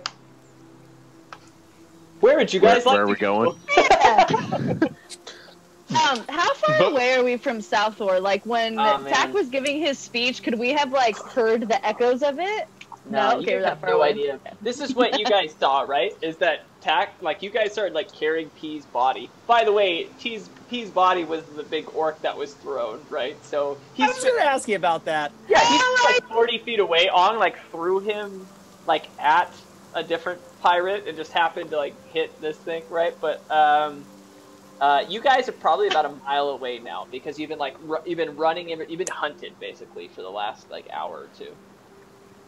Okay, when we're a you mile. were We're a mile away from Souther. Yeah, pretty. I mean, not Cool. I'd like to use my tack tracker. Oh, far. What's the Yes. distance? that on it? comes in handy. I get a mile. Okay. Well, Yeah. yeah. Well, we'll say. God, you're so see- good about that. Yeah, he's No. on. You do see like a faint, kind of like purple, like trail go like over into this other set of bushes, and Well, guys, I think I know the way to Souther. You guys ready to go? Real Yeah. quick, can I just have 10 minutes? I'm gonna need a little bit of healing. I just need to do a quick little healing ritual. We can all sit down in a circle together and hang out for a second, but I need a moment to meditate. I mean, if I'm you- down to rest. Do you guys want to set up camp and make it first thing in the morning and make our way to Souther? I mean, Well- maybe just a short little napski. Yeah, Okay. I think that'd be more ideal. Who knows what kind of trouble Tack's getting into? He might be covered in a shit bucket. Well, I tell you what, guys. If you guys want to take a rest, I'm feeling okay. I can do first watch. I mean, I just need 10 minutes, and maybe we can. Do you think that's enough for you, Ong? Yeah, Or should oh we yeah, rest? yeah, I'll be fine. I think you know, Well, I tell you I what. just got While a you couple guys cuts on my nipples and such. while you guys rest up, I'll take a little walk and make a perimeter and make sure that there's nobody trying to sneak up on us or anything. That's a good call. yeah, good call. Good call, Togu. Good job. I'll keep Vint company since I don't need a whole lot of resting. I just need barely. Cool. You guys 17 points. Yeah. We'll be good. You guys good hanging out here for a second? I'll do a little walk around. Yeah, sounds good. So, Okay. just for clarity, are we doing a short rest right now, or Sounds are like we it. doing? Okay, cool. Sounds like a short. Miranda, So do we I can get do a 17 short- points? Yeah. Okay. And it's up to 6 creatures, so I don't know if anybody else needs healing, but you get 17 points. And you said I had 8, Austin? You had 8 life, yeah. 8? Okay. 17. Oh, plus 2. 19, actually. 19 points. 19. Life Alright. domain. So let's do this. Jolie, I'll just do to some, clarify, so you had used up 2 of your spell slots. So you just used up another one. Yeah. So now I'm all out of spells. Okay, good to know. So the 3 of you, are like hanging out, like resting, just laying down. Togu goes for a walk. Sounds like. Yeah, I'm gonna go. I want to sneak over to the orc and the pirate that he killed, and I'm gonna eat the pirate. Okay. Is there any reactions to Togu walking off? Are you fully believing? Are we all good there? I'm Yeah. getting my My eyes are closed. There's Yeah. no reason for you to think anything else other than you hear whack, whack, whack, whack as he walks away. And It never gets old. yeah, he loves me. I say to Jolie. I love the sound. Precious. Togu, yes. So you annihilate this thing. I mean, not P, but I'm assuming you're there to consume. Yeah, okay. I'm gonna eat the pirate. Yeah, dude, you're like fully rested. I mean, everything is back. Cool. Your life's at full. You're good. Like you're good for like another like day or 2. Okay. Awesome. That is all that I needed. And then I'd like to like clean myself up as best as I can. Okay. I'd like to keep the like eating people thing a secret. So Totally. I'm gonna do my best to completely clean up, and then as well as I want to hide the remnants of the pirate body. Okay. Let's roll for that. See how well you do that. What part of the body did you eat? All of it. I think he I'm ate all You of ate it. the whole thing? Yeah. Badass. No good ass. Let's roll performance on cleaning. Is that the best? What do you guys think? Absolutely. I can't- Absolutely. I've never been in that 'Cause you situation. gotta How throw well some you You do Style. stealth. Yeah, how well you clean. He's trying to be sneaky. I'm trying to be sneaky. I got an unnatural 20. All right, cool. Yeah, dude, you looked into the water and you like cleaned your face. Bless. Yeah, I mean, he does. And like, there was even some blood on your outfit. You like started to like clean it off, and like you're good. You look normal. Instead of smelling like blood, he smells like swamp water. swamp water. Boiled What's quarters. new? Do you leave P there? The orc named P. Yeah. Well, is he dead? No, he's just unconscious. Oh. Oh shit! I he was- can't. Oh, I thought it was I'm gonna dead. check. Me Oh, did you too. heal him? I'm gonna check to see if he's dead. Oh well, it would have been 6 people, I guess, if he's with us. I feel like he would have I would have counted him, but I didn't say it, That's so okay. it didn't. Okay, just to recap, you guys, when you guys were trapped in that, and you're about to be sacrificed fair. to Shibolba, he attempted to get out, and he knocked himself out on the post. You guys were trying to run with his head. Okay. Um, And then On grabbed him and has been carrying On him grabbed literally him. the entire time. Yeah. Yeah. Do I? So I'd like to check and see if he's dead. Wait, I don't know who he is. Do I? Do we know him, Eridris?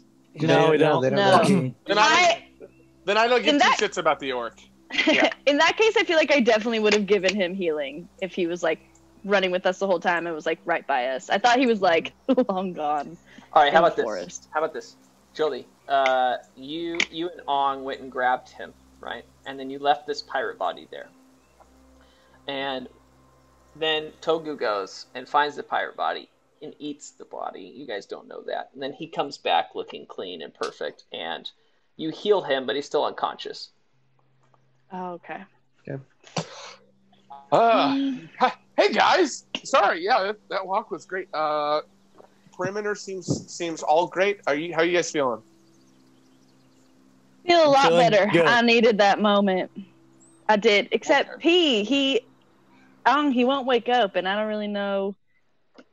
I feel like we might just want to leave him here and we can come back for him, or what do you think? We can't just fucking leave P. He's my homie at this point. I know, but we come back for him. Do you want to carry him the whole time? I think that we should carry. Okay, as someone who has a lot of unfinished business, yeah, I feel like we shouldn't make any kinds of choices that require us to come back to get anything. Okay, here's the thing. I'll carry him. Okay. It's a bit of a trek, but here's the thing. If I need to throw him at enemies again, I don't want any sass from any of you fuckers. No, that's fine. Just tickle him along the way. Maybe he'll wake up.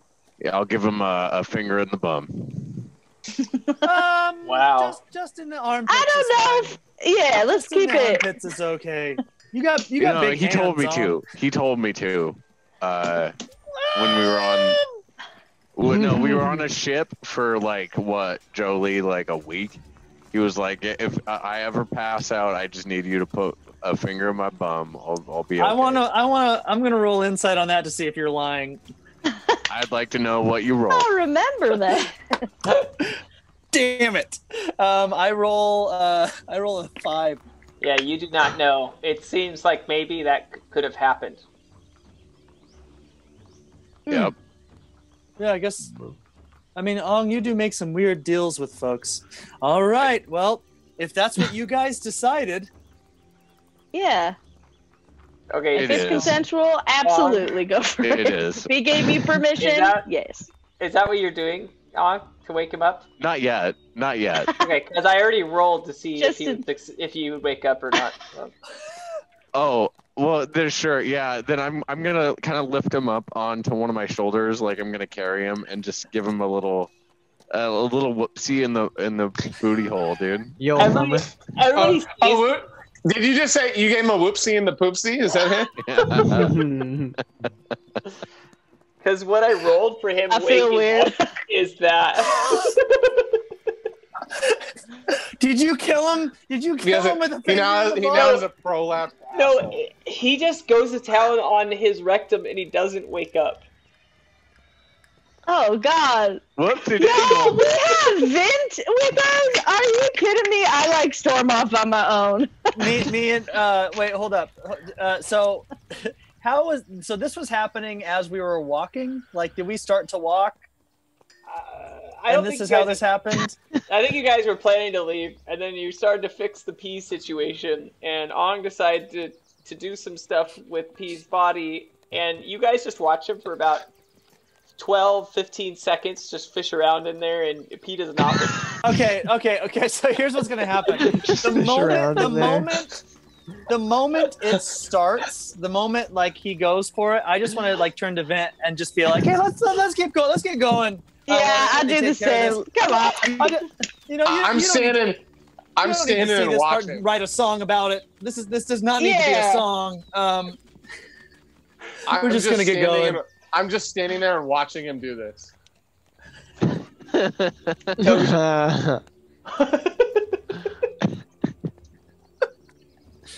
Okay. Well, with feels so weird. With that, we're gonna take a quick break. Thank God. Thank God. We will see you guys really soon, I guess. If you stick around, I wouldn't. But if you do, we'll see you soon. Never wake up a body that way. Thanks, guys, for watching. We'll see.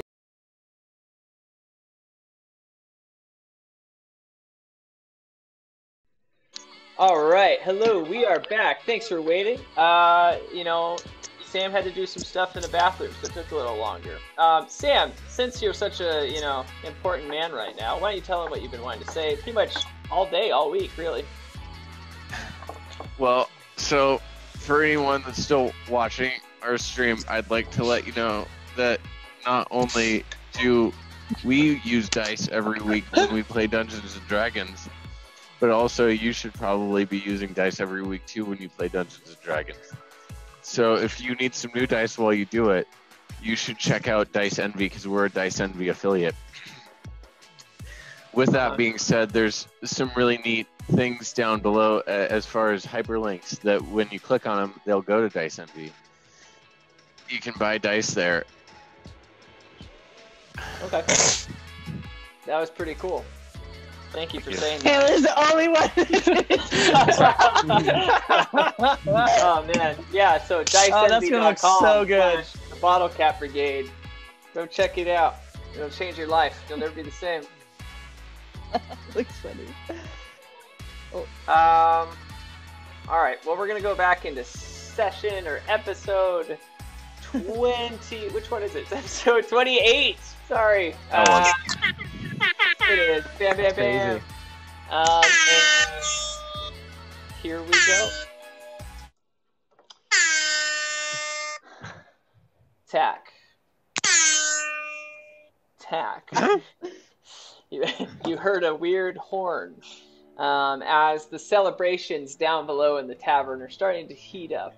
Always at night in the Vermoother does it get very, very ecstatic and crazy. However, you on the third floor, much quieter, almost barely a sound. You accept for this crashing sound that you heard from the second level as a guard that did impeach your way ran in to investigate. Mm-hmm. What would you like to do? You're on the third level. Yeah, I want to stealth down the stairs to the second level. Okay, I'm gonna say that you don't even need to roll for that. I mean, you can make it to the bottom of the stairs. No one hears or sees you at this point. Oh my god, nat 20, crazy. So what do I notice? Like, you kind of just hear some noises and like occasionally like things like falling off a table and breaking and different things. Okay. And that's, yeah. Can I spot out the? Is it easy to tell which room is the room that had like? Because it was like right before the stairs to the third level that had like the sailor's remorse. That is the room of which you hear noises. Okay. So, does the invention room look clear? Yeah, I mean that's the same room, right? Oh, okay. Oh, yeah, you're right. Oh, yeah.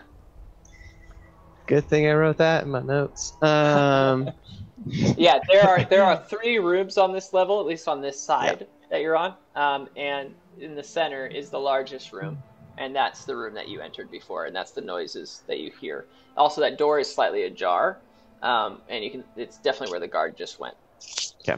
I want to stealth up to the door and try and like listen, and if it's easy, peek a little bit. Okay, now let's do a stealth roll. Okay. This is gonna be good. Ooh, yay! 25. Okay. So you approach that door. Mm-hmm. And you're like it's like the door is maybe like 8 inches open, and you kind of peer inside. And inside this place, you see the guard brandishing his weapon, and it's kind of an eerie vibe as he's like looking around the room, like searching through every like workbench, like quickly going underneath the table looking for something. Mm-hmm. And it's kind of like creepy. And then you hear like something fall off a table, and he turns over and like swings his sword, and there's nothing there. And he like looks over at the door for a second, like to look at you, and you like duck down, and he slowly creep back up, and you can see he's not looking at you anymore and like searching through the room. But he appears to be looking for something. I want to have an empty bottle in my inventory. Okay. I want to throw it towards the stairs from the third story to the second. It's like where I was while I'm stealthed right now. Ooh. Ooh. All right, so we need to accomplish some things here. Mm-hmm. You want to create a distraction, basically. Let's Yes.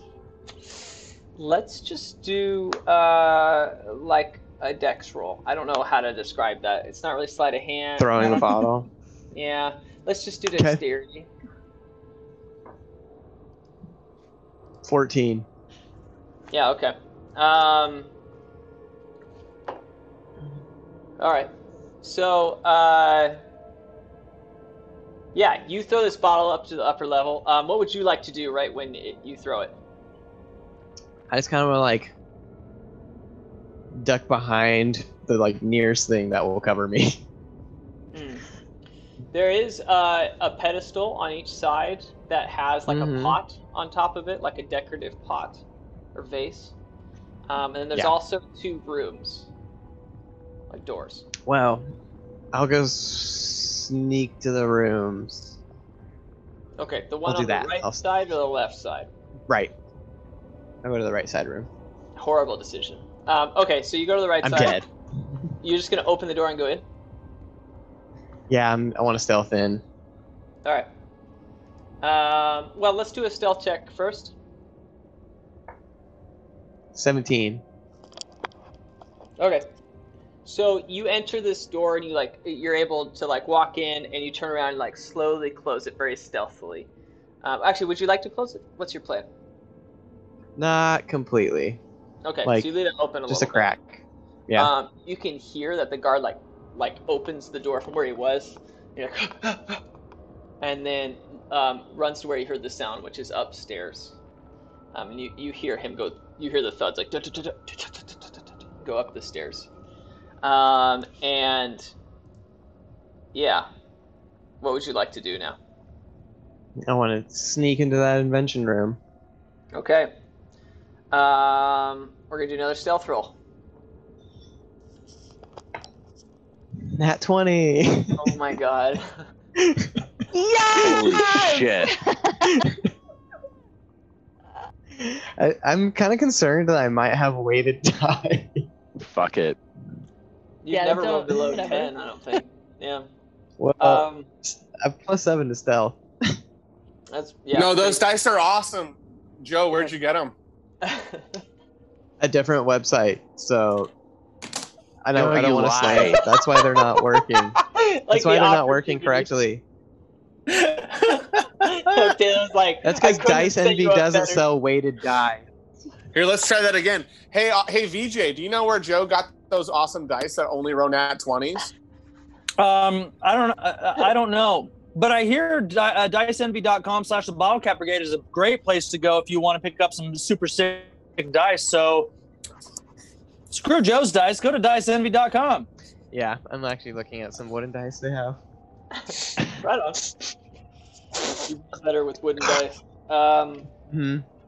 All right, man. So yeah, you see him go up the stairs and start investigating. Like he sees this broken like glass or whatever you threw, broken pieces of stuff, and he's like looking around, and then he like runs into the nearest room, and on the next level up, and you go out the door, and you don't even like look in this room or pay attention to the room you were in, and you just leave this room and you go into the next room, and the door is wide open, so you walk inside.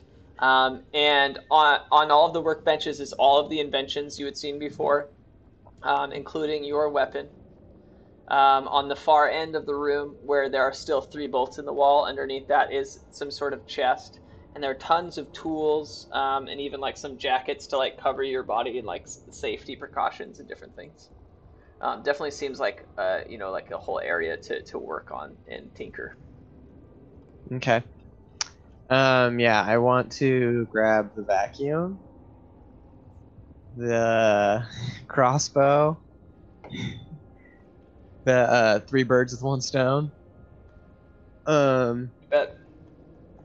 This is like Hocus Pocus. If you would have just taken the vacuum and left, I would have lost my shit. I want to take the vacuum and place it over my nipple.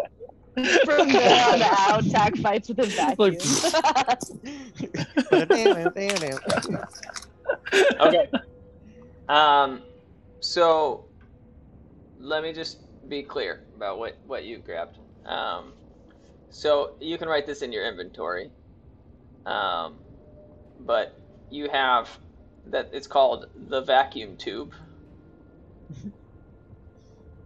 and it is like it's like I don't know, like a pear-shaped like glass container, and at the end is like a copper valve, like a thing that you like undo, and when you do, it does like suck in the nearest object and pull it into that, and then it naturally like seals again, like. Awesome. So I mean, who really knows? Experimental item. Yep. We'll see what happens. Can't wait. That's my way of describing whether I'll decide what happens in the future with that. The crossbow you do find, and that is called 3 birds, 1 stone. Does that refer to anything, or? Yeah, it sure sounds like it refers to something. I don't know. Doesn't sound like an idiom I'm aware of. And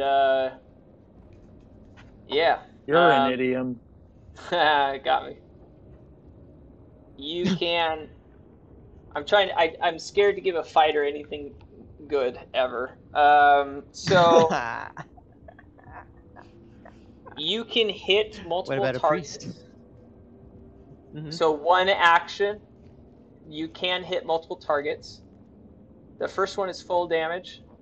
The second one is -5. And the third one is -8. Like damage. Yeah. And it is 1d8. That's kind of powerful. 1d6. Not that I'm making it up on the fly. Yeah, that's regular crossbow damage. That's fine. Yeah, 1d6. 1d8's The like a multiple fucking shot axe. thing is pretty cray, anyways. Yeah, especially when you have your fighter stuff where you get a couple actions. I think later on you get like 3 or 4 actions or something stupid. So. But yeah, when I'm like level 11, I'll have 3 actions. Yeah, it's fine. I'll break this crossbow before we get there. And so you get That's this fair. thing. Yeah, then you're gonna have crossbows for arms. 9 shots. Okay, so if anyone who watches Berserk, yeah, that shit. All right, so anyway, cool, good. Or read Berserk. Don't watch Berserk ever. Moving on. I don't know how to read. And then what are the other things in that room? I'm trying to remember. And then there's your scimitar. I think is the only things we went over. Sailor's Morse, yeah. And yeah, I didn't write down. I just wrote down the vacuum for the inventions. Yeah. Okay. Let's see. So and then I'll go to the chest. Your scimitar is not in there. Damn you. But Captain. on the other 2 tables, just to clarify what they were working on, there was some sort of spear, and it seems like it has something weird, like a kind of a weird system where it has like a long shaft, but inside that has like a different piece, so like extends. It seems to have some some like weird action to create longer reach.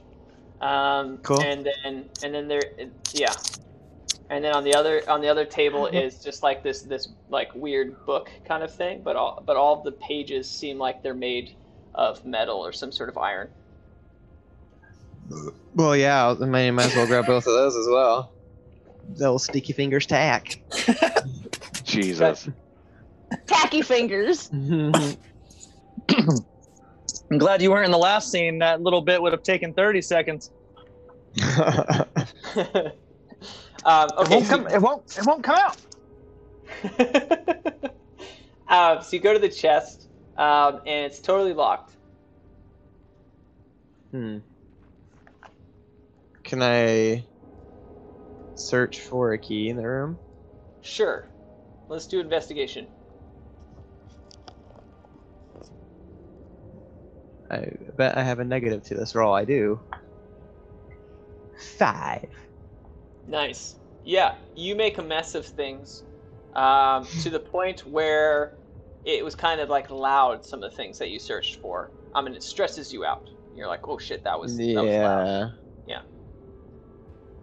Thanks for following us hardcover. I hope you like books.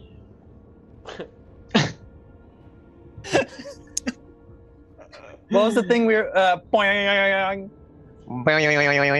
Thank you, Father. Yeah, thank you.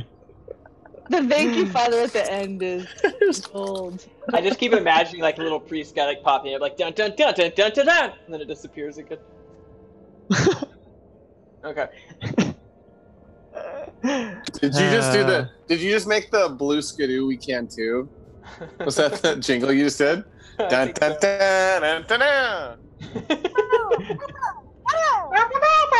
All right, so Tech, I mean, you're like some shit like fell off a table when you were searching on one of the workbenches, Yeah. and it made a loud like thud, and you were like, "Fuck."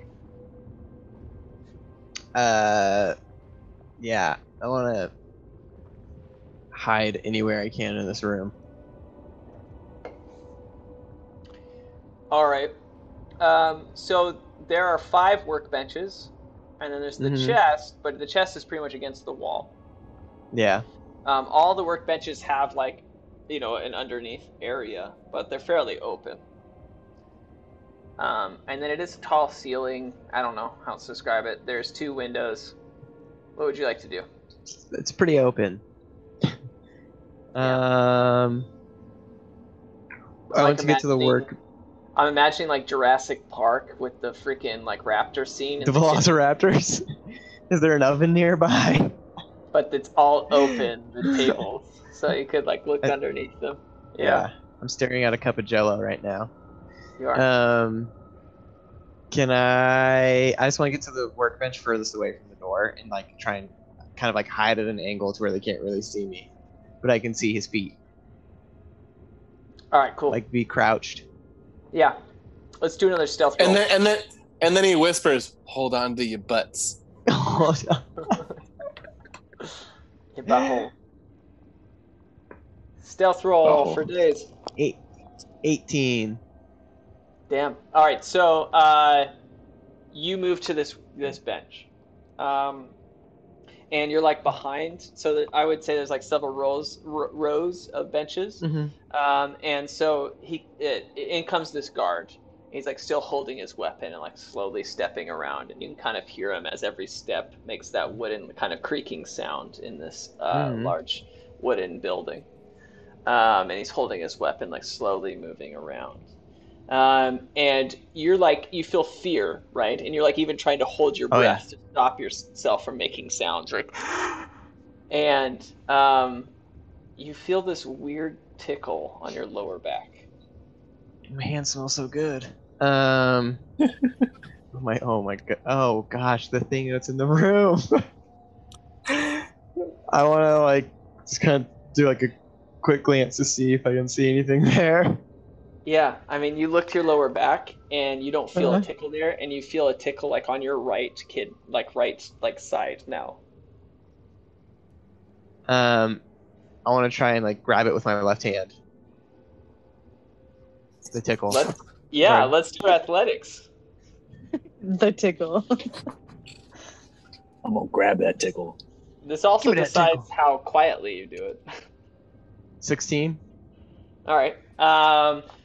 You do this quietly, where you like go to grab on your side, except your hand doesn't reach anything, and you just feel like these little like kind of, I don't know, something like runs pitter along patter. your back. Yeah, pitter patter. And you feel it's like in your outfit now. And it like moves through your chest and like goes into your like pants. Does it feel like one set of feet or like multiple sets of feet? I would say it felt like 5 different things were touching you. Now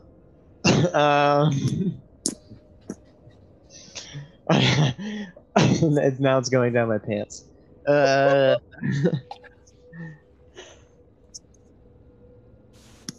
Did the vacuum make noise? Yeah, it does. It was like per your memory, it was like a. It's like a vacuum. Yeah. It was like one quick like every time. Also, you just hear the guard take another step closer towards your area, and you just hear him say, "Who's there? Who is there?" I'm going to try and ignore this thing in my pants, and I'm gonna get ready. I'm gonna like prepare myself to move to a different like workbench or something if I need to. Oh Okay. gosh, Yeah. No, I it just just critted my pants. Yeah. It's not so uncomfortable that you can't resist. Okay. The dice decided, not me. Yeah, it's Oh my uncomfortable, but I'm God. managing at the moment. All right. That's a quote. Yeah, someone write that down. It crit in my pants. It just crit in my pants. I crit my pants every morning. So, all right, I want to. If it feels like, if I can kind of like can I see the guard's feet from where I'm at, or is it obscured?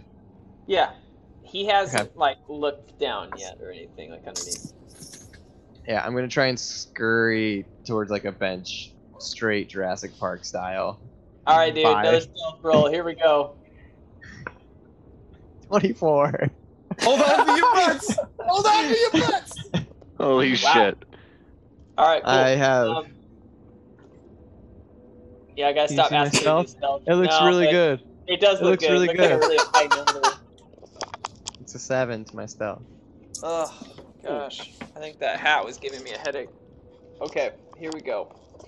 So, dude, you run over to the other side of like the different workbench, and like he kind of hears something. He's like, "Who's there?" But he can't tell where, or he has no idea. And you just see him like look underneath a different workbench. Doesn't see anything. And when you make it to the next workbench, you like feel something like moving around next to on your shoulder. All right, I'm just gonna go lean over and go. Really, I'm gonna try and I'm just gonna very quietly say to my shoulder, "Wood chop." Yeah, I think we're all aware of what's happening here. And you pop up, you see like wood chop pop up out of your thing. He's like, "Hey!" I did not know that was happening. I think Austin definitely knew the whole time. You sit there like, Whenever you were like, there were 5 things. It's like, Yeah, what are the 5 things? Well, was it's 4 his legs tail. and a tail or something It was else. his tail. Yeah, I was Got it. trying to confuse you guys. Yeah. You got me. I was like, but spiders have 8 legs. What the fuck is it? Well, I started out like this, and I was like, well, I better Hobbled change spider. that. Anyway, so yeah. Yeah, man. So he pops up. He's like, "Hey, man!" And when he does that, the guy's like, "Who is that?" And you see him like quickly starting to walk towards your location. Wood chop, make a distraction outside of here. He's like, "Okay." And wow, yeah. So you see him like take a couple steps back on your shoulder. He's like, and you see him like run and jump off and land on the table. And he lands on the table and he like throws this like one of his little like needle bolts into the window, and it like shatters this window. Like you see it like pierce into the center. It's like and just shatters the whole thing. And the guy immediately like looks over and looks Kick ass. Wow, he is. So he's like, "What the?" And you see him like put his head out the window and looking down at like this 60-foot drop, and then looking back up. And he's like, "What?" And you see him run and go back into the hallway. You need to be careful on Nat Oneing looking out a window, by the way. Yeah. All of you D&D players at home, that has been a problem in our campaign for quite a while. It is. Don't mess I'm around. just- Window washes.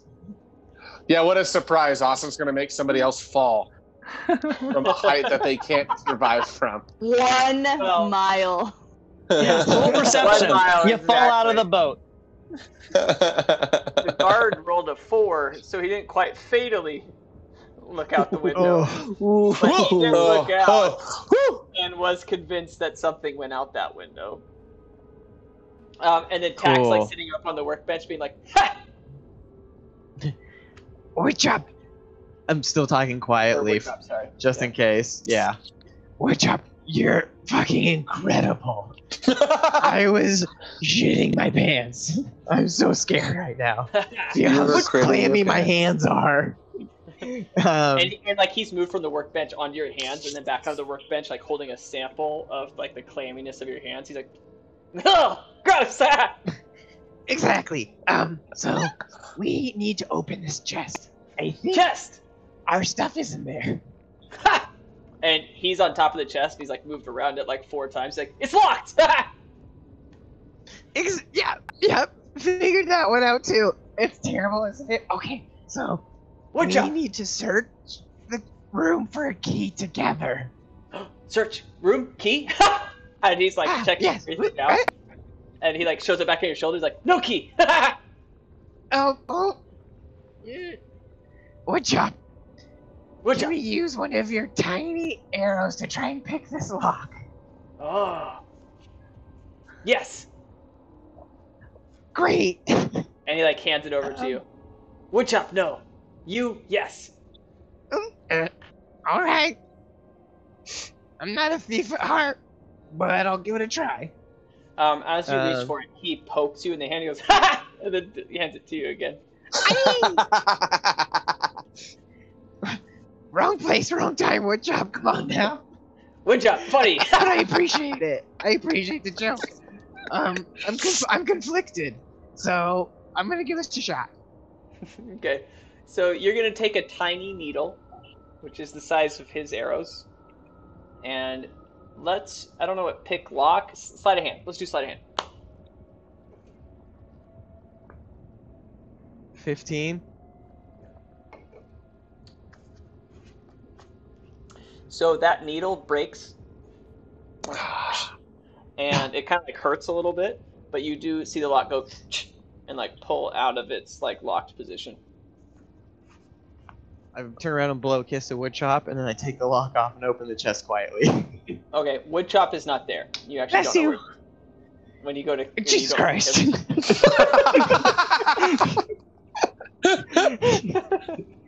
It's like I have to put a bell on you or something. I look down my pants really quick. I'm like, okay, he's not there. You don't feel any movement. Yeah. Yeah, but you open the chest. You take the lock out. You open the chest. Inside it, you find Ong's shitty, freaking, all their stuff. I mean, you find Heather, his horrible, stupid. Wait, excuse me, my shitty what? Your shitty thumb that you bought. Thumb. Said all of your shitty stuff. Thumb. I don't know, Jolie. Did you had a crossbow? I think. So you find a crossbow. That I did. You find a crossbow that doesn't really mean anything to you. It just seems like some crossbow. And then you find. I'm just assuming because I don't think you've really seen her use that much. So, but you definitely recognize Heather. And then you see a really crappy like wooden shield. No, it was a steel shield that was kind of beat up. You don't find your weapon though. Your sword. Yeah. I'm just gonna throw the shield on my back, put the crossbow wherever in my pack, and I'm gonna grab Heather and then try and get out. He grabs my arrows too, right? Like. Yeah, I keister your bolts. Oh. Now I'll put your bolts with my bolts. Sam keistered his thumb into P earlier too. That is accurate. Keistered in the keister. But I want to take a peek out of that window and see what I can see. Out the window? To put it so eloquently. Yeah. Yeah. So you look out the window. You do see, I forget what you call this, but like the things that hang over like the edge of windows. And it creates shade. Like in the window. An awning? Sure. Yes, that sounds right. So you see a couple like awnings over a ledge. You see an awning over a couple windows on the level below you, because you're on the second level, and then the ground. So it seems like 30 feet to the ground. Oh boy.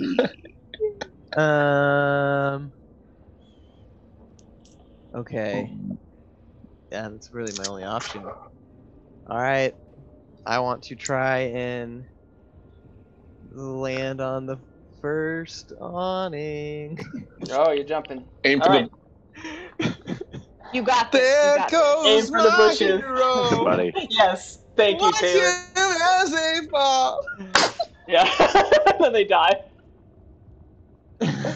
Oh man. I The other wish you guys would was step back funny. from that ledge, my friend. Woodshop Yes. shows up with a guitar. The whole time you're falling. I'm trying to think what It's a slow-mo. his voice would sound like. All right, so Tag, go ahead and do an athletics roll. 19. Oh no, athletics? Nice. Athletics? No. 16. That's still pretty good. That's still pretty good. Still pretty fucking good. That's still pretty fucking. You don't even need the rest of the team. Like you should just do this on your own. Like you don't need the. Do you want to run a one-on-one stream? Yeah, you just need I Joe think to you conquer are them. a priest. Yeah. I do. Dude, you're in your fire outfit with your Jerry Curl wig and your vampire tee. My bandit They don't even know mask. what you look like. They just think you're like this goblin guy, whatever. You just jump out of this thing, and like your robe like flies up, and you're like totally naked underneath, and you land on. I look like Oh, Trinity. I look like Trinity in the Matrix. Do you superhero land? Yeah. So you jump out of this thing, dude, and your butt like hits. It's like kind of like, I don't know, Disney cartoon style. Like you'll bounce like boom, and you'll jump off this thing, and you land onto the ground, and you like roll and like hit the side of the wall. You don't. Yeah, you take one damage, and you're down on the bottom, like the ground floor. Cool. Outside on the ground floor. I just want to get to a good hiding spot. Okay. You are facing. So you jumped out on the side that faces the water, so it's port side, or facing the docks and the port in the bay, and it's like, it's nighttime now, so a lot of the shops are closed. A lot of those like vendors along the street are closed. There's not many people out. You do hear a lot of sound and noises coming from the tavern, but not much going on outside that. Okay. So could I get? Do you have the map up right now? So I don't have a map of Upper Souther. I do have Lower Souther map. But Yeah. we're not there. No, It's a not small- yet. It's basically like just a giant I just want to ring get into it. around the bay, and then it all Okay. kind of funnels either to the water or funnels to that one tavern, which is kind of like the gatekeeper into a separate courtyard, which is then gated to the rest to Okay. leave. Yeah, I just want to I guess duck off into an alley or something near the front gate.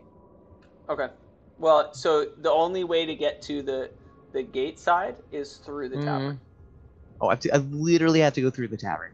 Yeah, it's kind of all like funneled that way, so that Mm-hmm. if you arrive, you do have to go through and kind of go through there like immigrations. Like it's fairly official. Yeah. Do I see any torches out anywhere? Yeah, I mean there are some like kind of fairly large light sources, which are big torches that they have out along the dock or along the whole street along. Yeah. The ocean. So what does the outside of the tavern look like? What is it like? Windows, door? That kind Yeah, of there's dealio? windows, but if it's a fairly large opening, like this is a big building with one big like open area at the bottom, and it has a bar in the center of it, which is like a little square in the center. Lots of tables and different things around, so you can either go one side or around the bar or the other. And I jumped from the second story. Yeah. Okay. I want to try and go grab a couple torches and start throwing them into the second story window I jumped out of. Awesome. Cool, man. Well, let's grab the first. So you're still in your high priest outfit, as they've accepted you as. So you go and do that. Let's do a stealth, because there are some people. Yeah. See if and this is just actually you don't have to roll anything. All right, no one sees you doing this, so you go and that was me deciding if people are even out there. Nobody's out. Nobody's out watching you. You grab one of the torches. Now let's do it's more of a dexterous kind of vibe. Okay. Help me out here, guys. I mean, he's throwing something into a window. I don't think it's. I mean, I feel like athletics would be how hard he can throw. Yeah. Dexterity would be his accuracy. So That's what I was gonna whichever say. you think is more difficult. Okay, so you're gonna do a strength roll and a dexterity roll, and then we'll create the average and make a median, and then if it's over 13, you succeed. So let's do athletics. I got my calculator ready. Athletics. I got a 15. You do. You fucking throw it into that room, and you see it like it goes. This torch goes into I was the like room, ready to add. shatters another part of the window. It's like shh, which makes a scene. Yeah. And you're just sitting there down below looking at it, and then you wait maybe like 20, 30 seconds, and you see as like one of the workbenches starts to light on fire. Okay. I want to try and like creep up towards the bar. No. Oh, what do I want to do? I have a couple ideas. Okay, so yeah, I guess I'm just gonna creep up towards like the main level area and get ready to like try and get down there and help cause a commotion. So the only plan you had was to light the building on fire, and you're like, what do I do now? When you're 13 or 29. Those are the options. Tack, you look up back at that window, and you see the torch that you threw being held by a tiny gecko, and he's like, "Hey, green freak, is this yours?" Yeah, set more stuff on fire in there. Oh, go crazy. Get after it. It's a great time. It's a party. And you just see him disappear and come back, and you see fires coming, like smoke coming out from everywhere. Like it was only like 5 seconds that you saw him leave, and he comes back holding it. He's like, "Ha ha!" And he like lets go, and it like falls back to the ground where you were, and things are starting to light on fire. How strong is Woodchop to hold like a full-size torch? And Oh, he's just shit. little. I feel like once upon a time, Woodchop was like a little Charmander, but at this point, he's definitely evolved into a Charmeleon. Yeah. He's Also, really he's quick, gone through really some quick, changes. Sorry to interrupt. A shout out to Hardcover for hosting us on Twitch. Look at you go. What? Thanks so much. Hardcover. Appreciate it. You get it. That's sweet. Man, I'm getting a hard cover just thinking about it. Oh, shit. Oh yeah. Yeah, sorry, that was crass. And now they're not hosting us. Great. Cool. Oh, Okay. God. I do. Yeah. Let's go back to the pyromania. Okay, so the whole building is lighting on fire. Like, he has fucked up every room on that level, without a doubt. And you just see him like, ha! And he like jumps out of this thing, like, "Watch out!" Ha! And just jumps off. And you see him like land on a different building, and you don't see him again. Ooh. Okay. I kind of want to wait for people to start realizing everything, that there's a panic.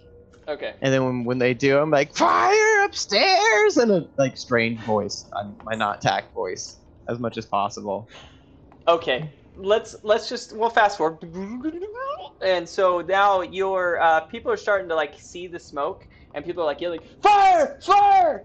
And then you would like to go into, or at least yell into the bar where the only people are, and you would like to yell something. So let's do a performance on that. Can I make Tack fail? Can he fail? Pretty low DC. Never 18. Wow. I made a DC of like 8, and like you still squash like every time. All right, man. Well, cool. Yeah, I'm gonna just lock this now before that's a problem. So you yell. What do you yell? There's a fire upstairs. Get out! Yeah. And that does start a Like panic. spooky ghosts. You see a lot of running around. People going to doors and waking people up. I mean, it's a mess very quickly. Are you gonna stay in your outfit? Everything's the same there. I'm gonna be so sad to lose this. I'm going to. I'll take off the robe and the wig and keep on the mask and the teeth. Jesus Christ. Are you naked under the robe? No, I just threw it on over my head. Oh, I thought you were naked. But the mask he wants to keep on. I'm gonna keep my socks. Somebody walks out there like, is that tack? I'm gonna turn the mask on backwards though. Oh yeah. So you're it's cool. just a line over your forehead. Yeah. Right, great. Yeah. No, you look cool for sure. And then I'm just like, we all need to get out of here. I'm like, get it. I'm gonna like start going in there, like trying to like help get people out of the main entrance with me. Okay. Jeez. Yeah. So this building is lighting on fire, and there's panic everywhere. And would you want to go into the building? I mean, people are like running around now at this point, like just like freaking out, running everywhere. Okay. So you go in. I'm like, oh, we need to get out. Yeah. Try and run out. A lot of people are running to the water, like the ocean. Some people are just jumping in and trying to like, they don't know what's going on, like they're being attacked maybe or something. They're trying to just like swim away. Other people are like grabbing buckets from the ocean and bringing it over and trying to like run up the stairs and throw onto the fire. And you just go in there and continue to cause a panic. And you start to head out through the door. And as you get to the other edge of the door, you feel something grab your arm, and you turn around. And before you can see who it is, we're going to go on a break, and we will see you guys very, very soon. Appreciate you. See you in 5 minutes. Thanks for hosting. And Love see you. what happens to fucking Tack, you know? See you in 5. 5.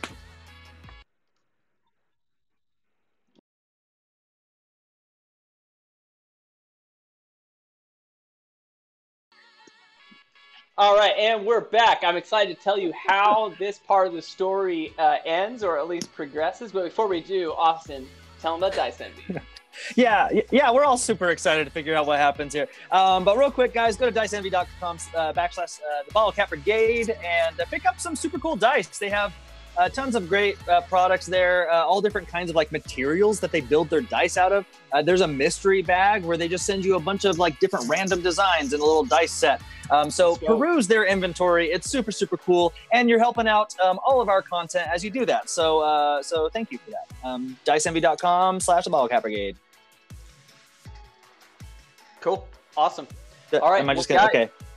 No, you did great. That was beautiful. I've never seen something so well said in my life. I've never heard or seen. There was just an awkward pause at the end is all I was saying. No, like, for sure. It's like, all right, are you going to cut the camera? Are we cutting? I'm holding this for a while, but we're live. I got a lot of things going on, but for the last 55 minutes, we're going to dive back into the story, but jeez, is you kill that. Holy crap, was that incredible. So...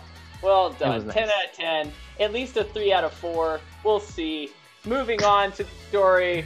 Episode 28. How many times have I said that wrong? Episode 28, long overdue. Diving right back in. You guys follow Togu. Yeah, every time I start, it comes on. Togu, Eridus, my headphones keep cutting in and out, so I might have to run and get... Sorry. Okay. My headphones keep cutting in and out, so I might have to go run, but I'm going to give him a little 10-minute go. Give him a whirl. Okay. Cool. Yeah, well, it's probably every time someone screams into the headphones or plays a loud horn. Who knows? Who does that? Every time. So, you guys have been following this ambiguous trail of purple smoke, kind of, that Togu's been seeing. And at this point, honestly, the three of you are just kind of trusting that Togu can see, like, something that tracks Tack, the Tack track, right? Oh no, I'm not letting him know about it. I'm keeping it secret. I'm just saying. You don't know? Yeah. Or they don't know? No. Okay. Yeah, you just are like in full faith that Togu just knows where Tak is.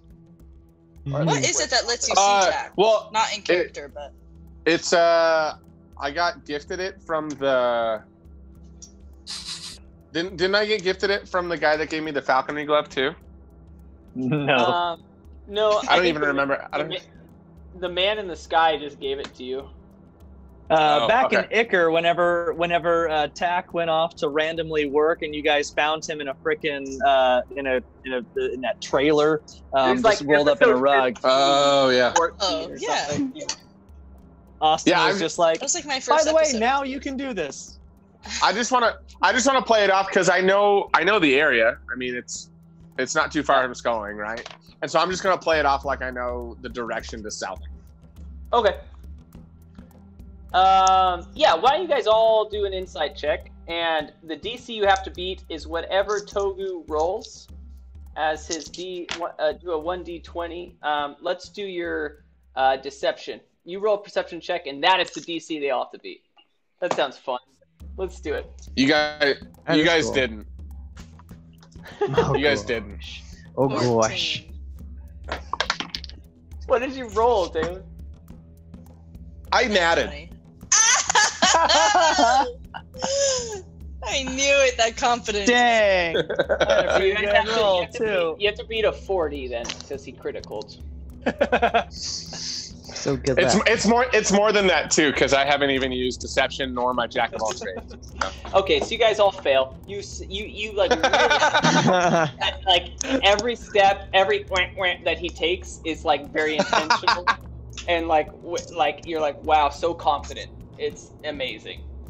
The entire mile through these like swamps and hills, and it's crazy.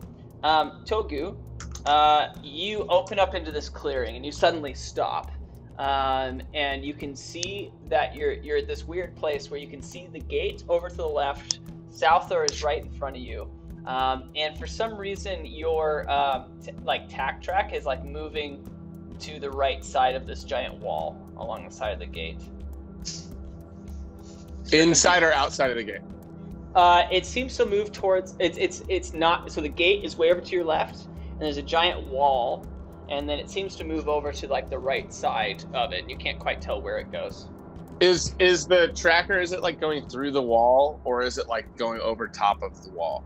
It seems from where you can see, it seems to be going like through the wall, but you can't quite Okay. you can't quite see because it's far away, and it's starting to become nighttime now. Yeah. It's like 8 or 9 o'clock. All right, guys. Well, there's Souther. You know what? What were you gonna say, Idris? I just had a quick question. Is this northern Souther or southern Souther? Because we need to go to a specific one. I hear bad things about the north one. Upper Souther. Is that what you said, Ong? Yeah. Well, yeah. I mean, I'm just letting you guys know that I'm a little bit worried at this point about Tak. I want to make sure he's okay. He's very small, and I want to make sure he hasn't been injured at this point. So, do you think that we should? Yeah. That was touching. Jolie, do you think that we should head into Upper then? Well, I was also going to share that I'm a little nervous going back into town because even though we got a short rest, I have no spells left. I can't really heal y'all. I don't have my weapons. I don't know. Well, but we got to do what we got to do, and we'll be brave and we'll be creative and you're right. yeah, I guess I need to get that off my chest. Yeah. Yeah. Bravery and creativity. That's what the Bottlecap Brigade is all about. Bravery and creativity. Bravery and creativity. Did you hear that? Little tiefling? Yeah, Vint. Bravery and creativity. Yeah, for sure, guys. Yeah. Yep. Okay. Well, Yeah, so I mean, so should we go and make sure Tak is okay, or should we head into lower South? We definitely need to see if Tak is okay. Yeah, I mean, He's doing sneaky though. Yeah, I'm speaking my language. I'm all about sneaky. I'm like doing a little like sneak Okay, yeah, that's a good idea. I'm feeling it. Austin, how far are we from the gate or from the wall? In front of you, I'd say like 40 feet away is the wall, and it seems to go probably 100 feet up.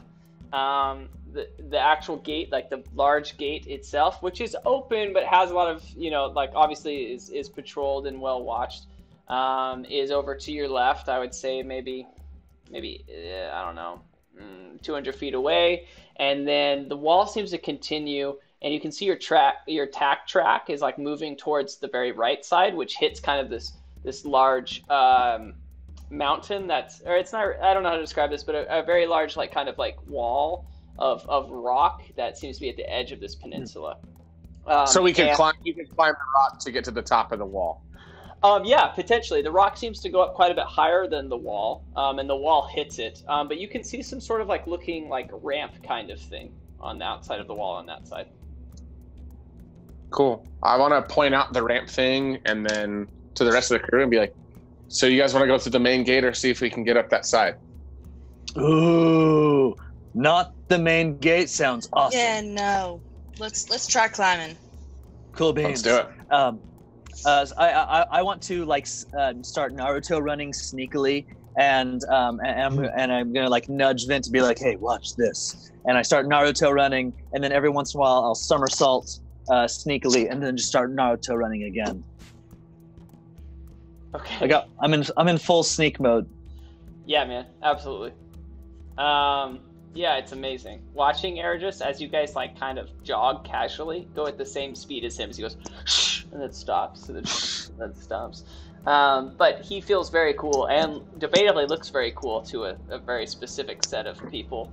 And you guys make your way closer to that side where it looks like a ramp. As you get closer to it, you can tell that it's some sort of like a large ramp that seems to have some sort of pulley system that it looks like, common sense wise, as you guys look at this, it looks like somehow they would pull large objects up into the city from outside, and they would use like this big kind of ramp, and the ramp is kind of edged in a way that is steps. So but they're like little steps, but it seems like from the rope and the pulley system that it would like move up this. Well, yeah, there we go. I think we know what we got to do. Okay, cool. You guys want to go up that then? Yeah, sneaky. Yep. And then I'd like to keep an eye out.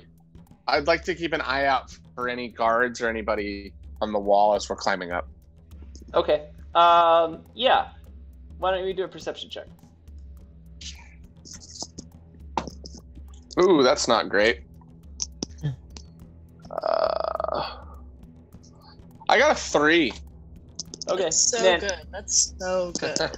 Togu has been confidently leading you guys the whole way there, and even noticed this ramp thing. And then he takes you guys there. And you guys like blown away by his knowledge. Like you really believe he's been here before because he's from Musiv, which is a totally different place. It's those duck feet that are giving you this extra little bit of confidence.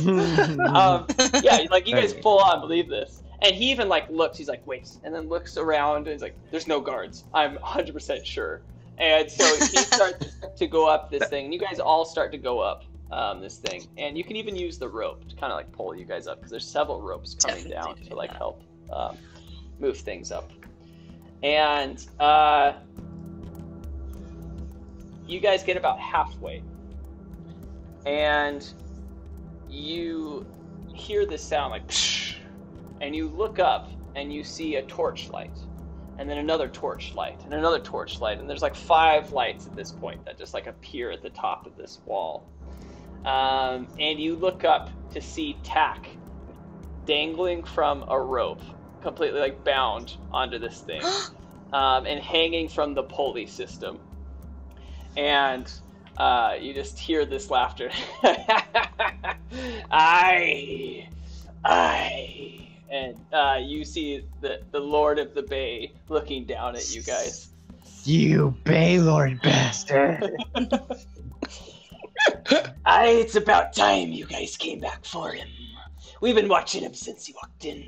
You think this stupid disguise would trick us? Absolutely. That disguise almost fucking tricked me, motherfucker. And then I immediately regret saying that because I have no healing. I have no spells. Well, truth be told, you did trick us for a while, but we figured it out. That's what I thought. It was pretty good. It was just shading on the cheekbones. Right, don't you think? I don't know. We found his treacherous soul searching around, lighting things on fire. He had to go. But he was lighting things on fire? Aye! Slander! Well, I mean, if you need to let him go, why don't you just let him go and we'll catch him and we can, be on our merry way. And No we'll harm, no foul. Exactly.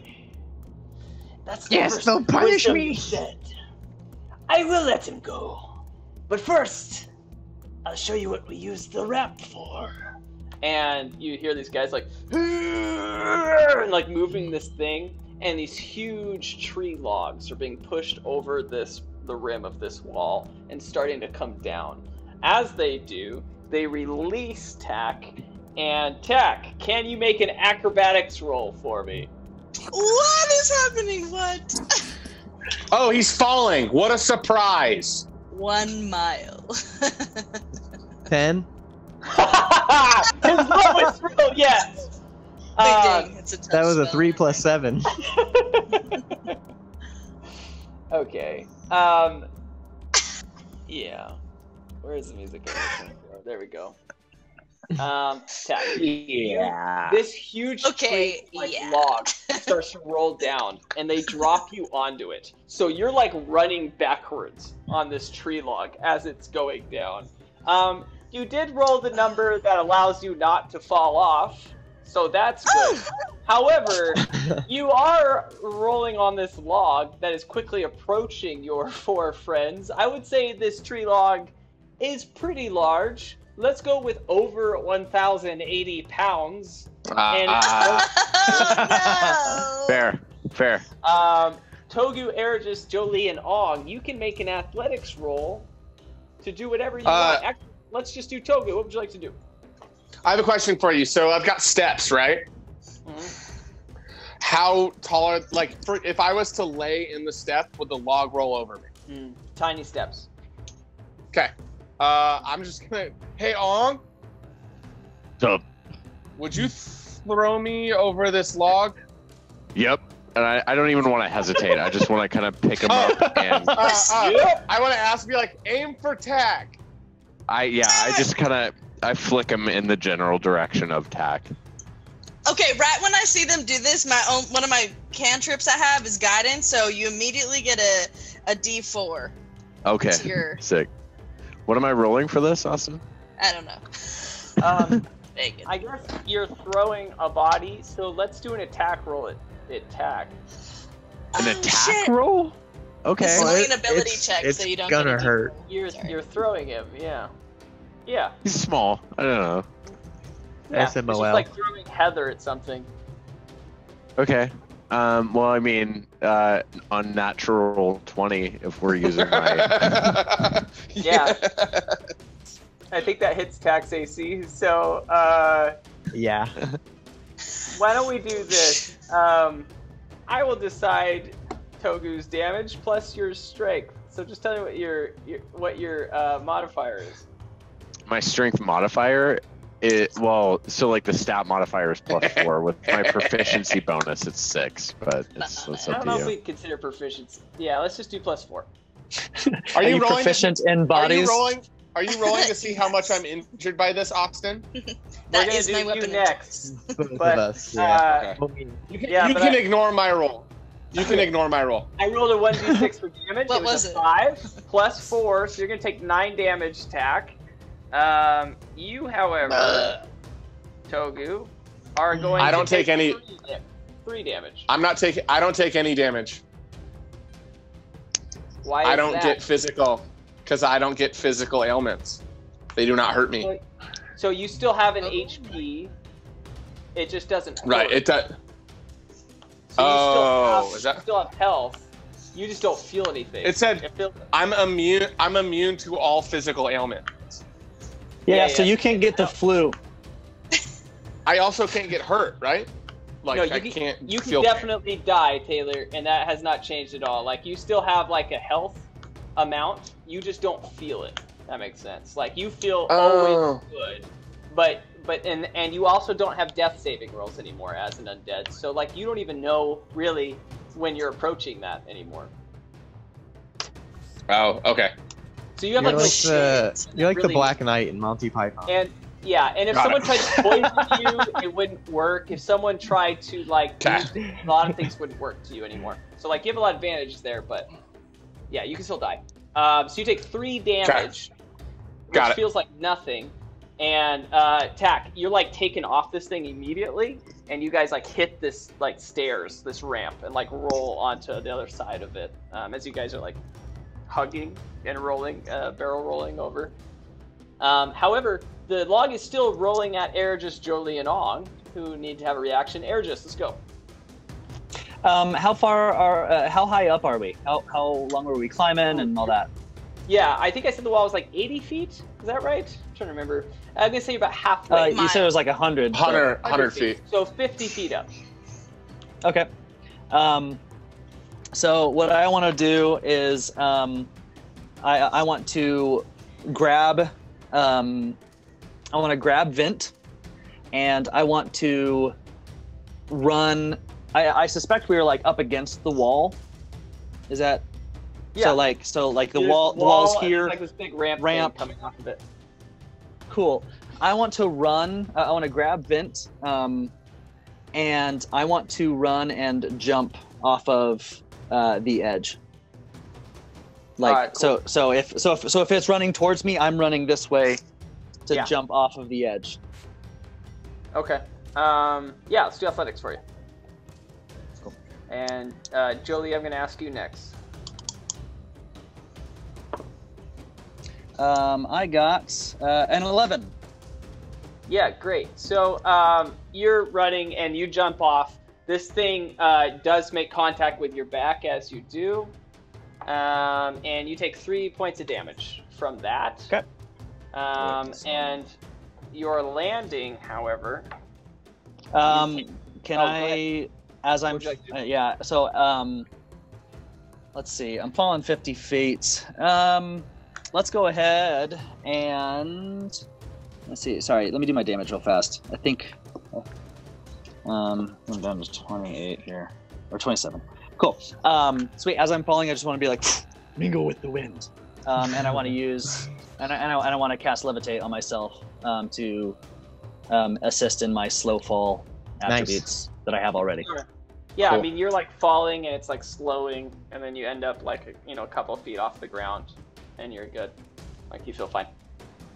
And you look back up and you see Jolie. Nice. There you go, Vint.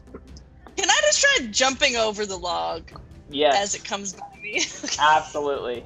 Straight Mario Party style. Would this be like an ability check? Athletics. Athletics? Cool. I'm gonna cast guidance on myself again. It's my only one of my only cantrips. Good call. Oh my! Wow. Okay. You said what?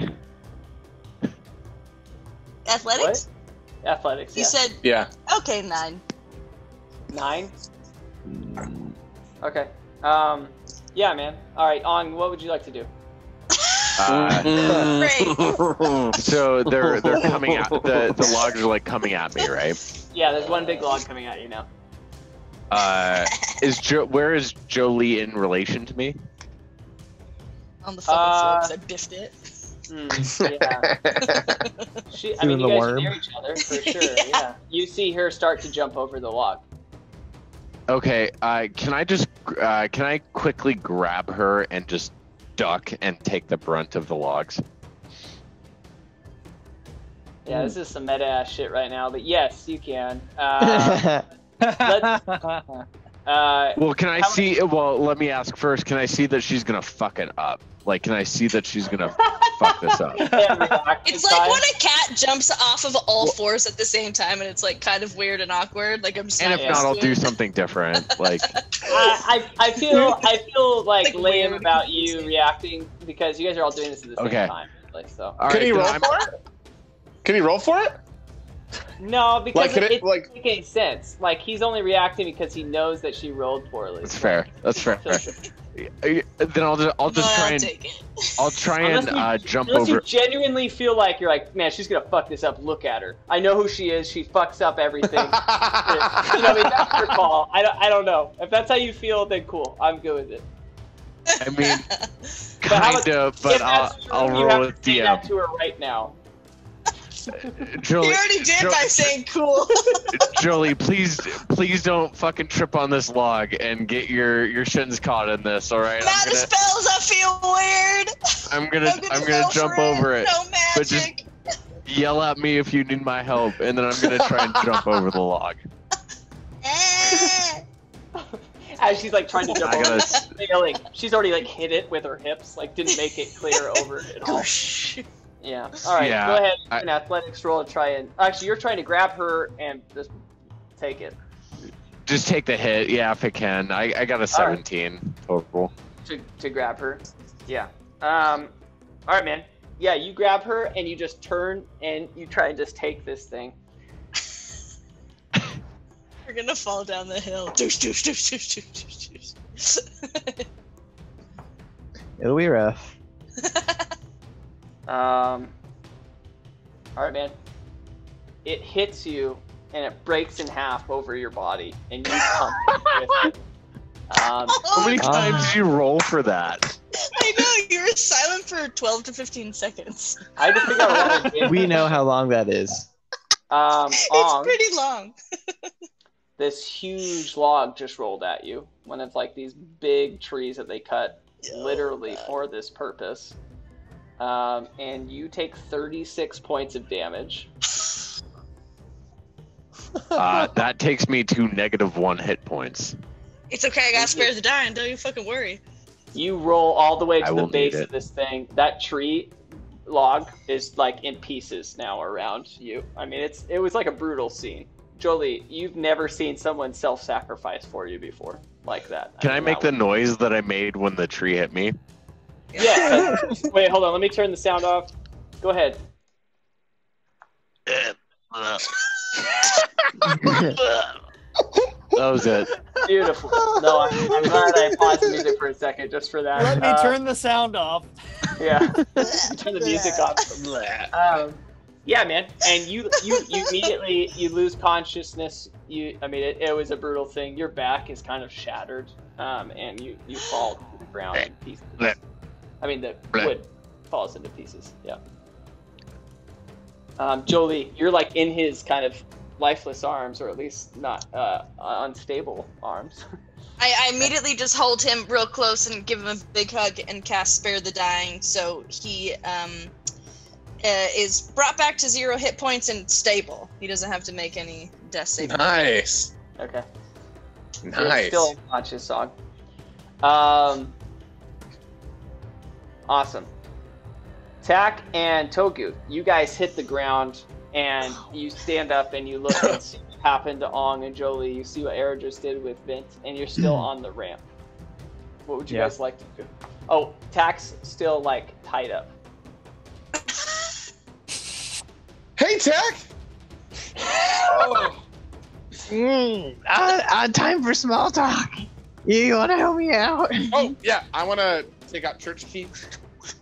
Oh, that thing looks nice. Thanks. It's new. And then I want to cut his ropes away. Okay. Yeah, you slice it open. You're like free arms for the first time in the last hour. No, I'm going to keep it out. Okay. As Tak is like waving off the pain in his wrists, you just hear, and this time another log is coming down, and you see the Lord of the Bay jump on it, and like he's like running like backwards on it while it's coming towards you. Like he's like, "Aye, you dead, you be," as like the log is rolling at you guys. What would you two like to do? How far is the log from us? Right, like how far up the ramp are we? Yeah, I'm gonna say it's like 10 feet away from you. You can have a reaction to this. Oh, I wanna cast Shatter. On the log? It doesn't matter. I pick a spot. Yep. Alright, let's look at that. Shatter. Sudden loud ringing noise painfully intense erupts from a point of your choice within range. My range is 60 feet. Each creature in a 10-foot radius sphere centered on that point must make a Constitution saving throw. A non-magical object that isn't being worn or carried also takes the damage if it's in the spell area. So it would hit both the log and what's his name? Alright. Baylord, Lord of the Bay. What's your spell? Constitution. My spell DC is 14. Alright, so this is what happens. The log laughs at what you just did. However, the Baylord does not. And so you do the shatter thing. Let's do damage to him. You're definitely hitting him. 16. 20. Wow, yeah, right on. So it's 4d8. Yep, Ooh. Awesome. So you hit him with this thing, and yeah, he's like off balance and he falls to this ground. This log, however, is still coming at you full force. Tack, what would you like to do? Do I have anything that I looted or? They actually didn't search you at all, so you have all the things that you looted. Oh boy. Somehow you have all these items on you. A vacuum, crossbow. I want to. My God. Yeah. I'm just gonna try and jump the log, I guess. Log jumper club. Okay, let's do an athletics roll. 12. Oh man, yeah. All right, so you try to jump over this thing. It clips your knee, so you basically bash your knee against it. And you take 12 damage. Oh. As it like kind of brutally hits your knee. Togu, Yeah. I'm gonna give you movement. Use it like your action. So. I can't necessarily try to jump over the log, can I? You can. I'll give you that. Yeah, any movement. Yeah, I'm gonna try to jump over the log. Okay. I'll tell you right now, you gotta beat a 13. Ooh. Oh, I got a 12. Damn it. Yeah. I'm gonna use lucky. All right. And I did. I got a 15. Woo! Wow. Okay. Nice. So Tack, little goblin, brutally hits his knee, falls over it, right? But then lands on the ground. Togu just like leaps it, right? And when he lands on the other side, you see Tack on the ground. His left leg it looks pretty bad. And you see the Baylord like shaking his head from this like damage. I would ask, well, yeah, Ergis, you look over and you see what just happened as the second log comes down, and Vint is just like scared and concerned. Vint, just find a place to hide and let us handle this. Oh, okay. All right, just stay out of danger. Let us take care of it. Okay. And then. But take notes and write a song. Yeah. Please, for the love of God, write this shit down. So assessing the situation, Ong is on the ground, and unconscious with Jolle in his arms. There's a second boulder or a freaking log coming at Ong. Ong and Jolle, yeah. The Lord of the Bay, what's he doing? The Baylord? The Lord of the Bay? Yeah, Lord of the Bay. Baylord. He landed on the ground, having been fairly shocked, and no pun intended, by the thunder damage, and like he's like shaking himself off and starting to stand up again. Hey, DM, I did the math wrong. It's only 16 points of damage, not 20. It's 3d8, not 4. Okay.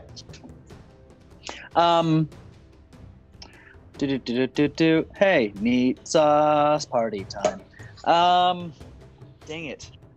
I don't want Ong to take another rolling log to his body. I can deal with it. I say through death.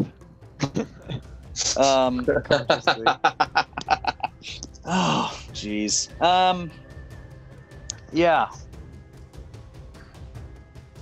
Do I have anything?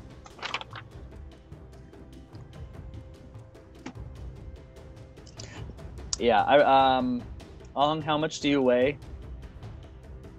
Like 400 pounds ish. Like I want 350. All right. I just want to run over and I want to try to assist Jolie and see if her and I can drag Ong out of the way. Okay. Let's So I'm like, Super down for that. Yeah. What's that? Let's assume using your movement speed, you get there in time. Eridris and Jolie, you guys can both make. Let's just do a strength roll. It's an ability check. Ability check. Yeah, just like a general strength roll. Okay, you can add a D4, Eridris. I'll cast guidance on you. Cobains. Okay. Oh, nice. I got a 17. Okay, and what was a yours, 1. Jolie? Definitely a 1. What Oh, was wow. mine? A 1. Yep. It was really good. Eridris, it's like rowing a boat on one side. I mean, you're. He just drags him in a circle.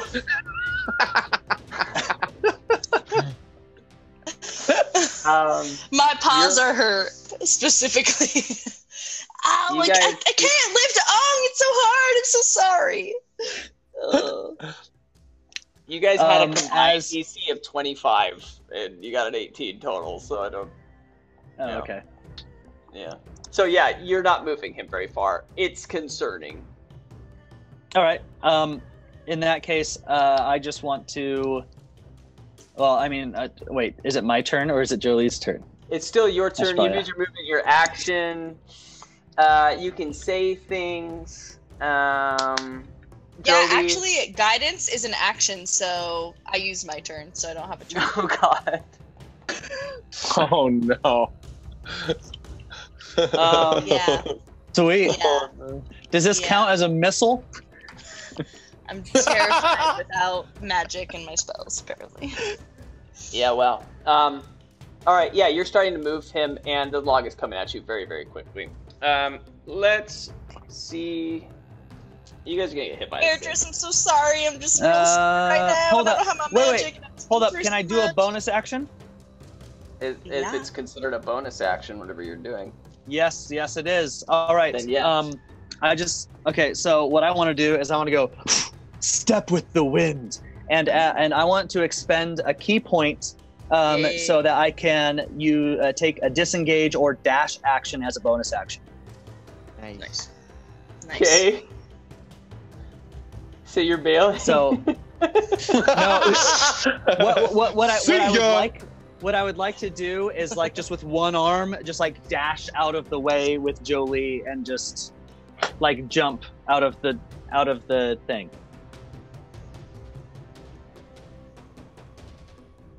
Yeah, I don't think you can grab her because that would be an action. You can either run or disengage would be like getting out of the way. Save or wait- yourself! I don't think you can grab her or him at this point. You can just either run or not run. Or you could run Okay, I mean- up the log. Who knows? I don't know. I mean, yeah, it really It's only okay, makes, Eridris. I could get hit. yeah, it really only makes sense for me to disengage. I Yeah, feel get like out of there. I say that in like slow motion. It's okay, Eridris. You could go home with that.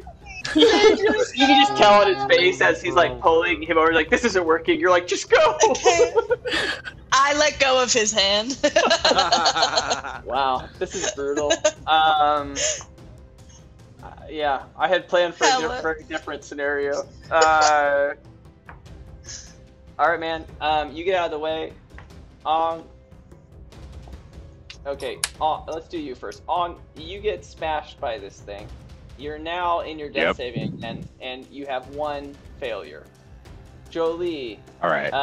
You get hit by this thing, and you take 22 damage, and it sends you like kind of flying into like off onto the side. Like it hits you, and you fall off to the side. Jolie! I do one of those. Whoa! Whoa! Wacky! This is crazy! Just get taken out by branches and bushes. Yeah, jeez. Okay. So I feel like I haven't like created like a solid turn order here. So we're gonna kind of just go how we've been doing. So it's gonna be Togu, Airdris, Tak, Jolie, Ong. Just make it simple. Look at that, left to right. Yeah, we're in a flow. Top to bottom. Okay. However, the Baylord stands up and looks at Togu and Tak. Are you guys still on there? I can't remember what you guys did. Are you still on the ramp? We jumped over. We jumped over the log. We're just on the ramp. Unsuccessfully. Okay. And you just hear Baylord stand up, and you hear him like as he whistles again, and you hear like as they push this thing over, and he runs up the ramp and jumps onto this log as it's starting to come down at you guys, and he's like running backwards on it. And he moves on the log so that he's on the side of the ramp that you guys are, and this log is coming at you. Toku, you can have a reaction first. How could I outrun this log? Maybe. Well, yeah, you can. But you could run like sideways against it and get off the ramp in time, probably. Could you run away from the log? I mean, you'd get about 30 feet, and then it'd squash you. Okay. I would like to try and dash. Like, the ramp is suspended, right? And so if I like, can I get off of the ramp and not be like falling, or no? Probably not. I'd say the ramp is like 30 feet wide, so like for you to try to go diagonally towards the ground, you probably wouldn't make it with your movement. And the log takes up the entire ramp. Yeah. Okay. Yeah, I'm just gonna prepare myself to jump the log again. Okay. Awesome. And Tak, what would you like to do?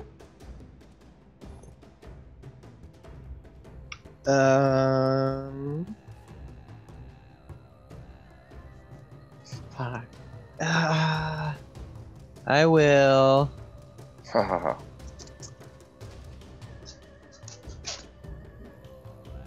Can I take a shot at the Baylord? Yes. Okay. Let's do an attack roll. Yeah. I'm just gonna do one shot. Okay. Nat 20. You did not. Fucking You believable. kidding me? I got a drink for that. If you Yeah, need some can Austin dice, go to chug Dice another Envy. Otter Pop? Yeah, I think you should. I put that it is- in the one. freezer.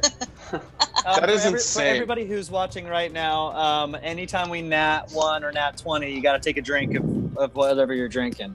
Or chug an Otter Pop. Is Or it chug an considered? Otter Pop if you got them. That's insane.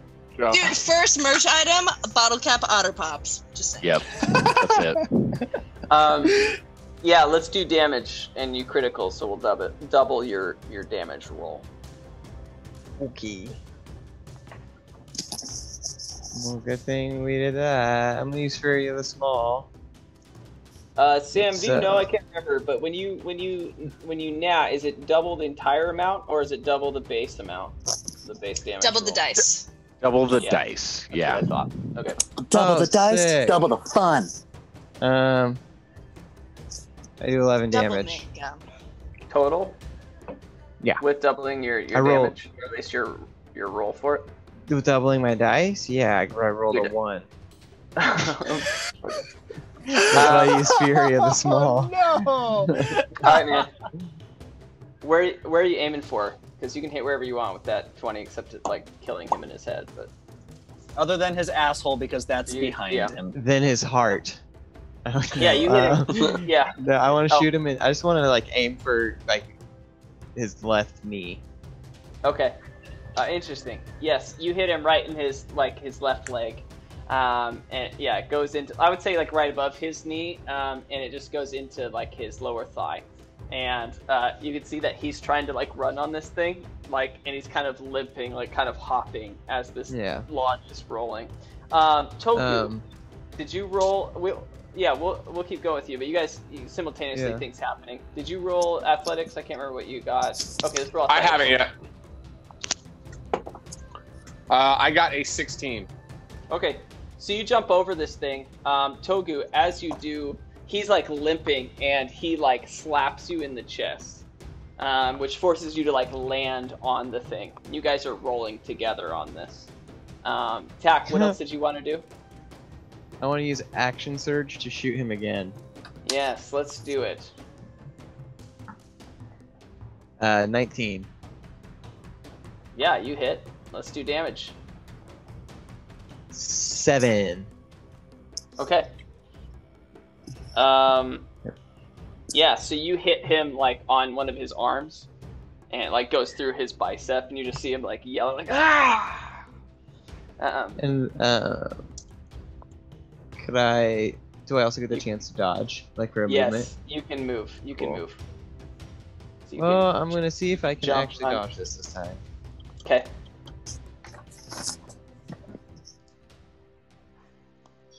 You said it was athletics? Yeah. Or acrobatics.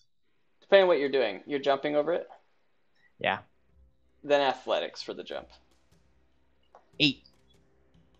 Alright. You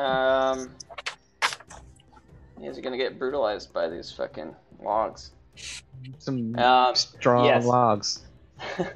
You start to like jump over it, and it totally hits you like right on the side, and you kind of like flip over where your legs go over this thing and land on the side. It's pretty bad, and you take 18 damage and fall onto the ramp. No, I had 18 health. Jesus. Wow. Oh jeez. I'm unconscious. So am I standing on this log like running with this dude? Yes. And so Eredris and Jolie, you're still conscious. Okay. Eredris and Jolie, you guys look, and Tak's now unconscious, so is Ong. Ong is still on the ground. Would you guys, it's your turn now, if you would like to attempt to help Ong again before he gets crushed by a second log. How close is that log coming back down to Tak? Tak is on the other side of it now, and he like fell onto the ground. Like he basically like hit it, and then his legs like flew over it. So he's now safe from this log as it's rolling down. And it's actually Eredris' turn first, and then yours. So as these logs have been like rolling over people, how much does their trajectory change when that happens? Yeah, well, yeah, so the first one just broke into pieces as Ong took the brunt of it, basically almost stopped it. Right. The second one kind of like hit him, but you do notice as you look over, there seems to be some sort of system where it's almost like two kind of like railroad metal, like thin metal pieces, and it does seem to go over and around through the forest that they've cleared as some sort of like pathway to transport these logs. And it seems to go over into like over the coastline, even like they've built a bridge that it goes. So we're not like on a half pipe where like it goes up and then we know it's going to come back down on top of another log. That's not a half what pipe. I was thinking. You're on a one ramp that then seems to go in like Gotcha. like a railroad tram. It's calculated. Okay. Yeah. So I mean, but as these logs have hit like Ong and not broken in half and like hit the other dude, what happened? Like how far up do the logs bounce? Like Yeah, when it hit Ong the second time, it like bounced over his body and like continued onto this thing. okay. I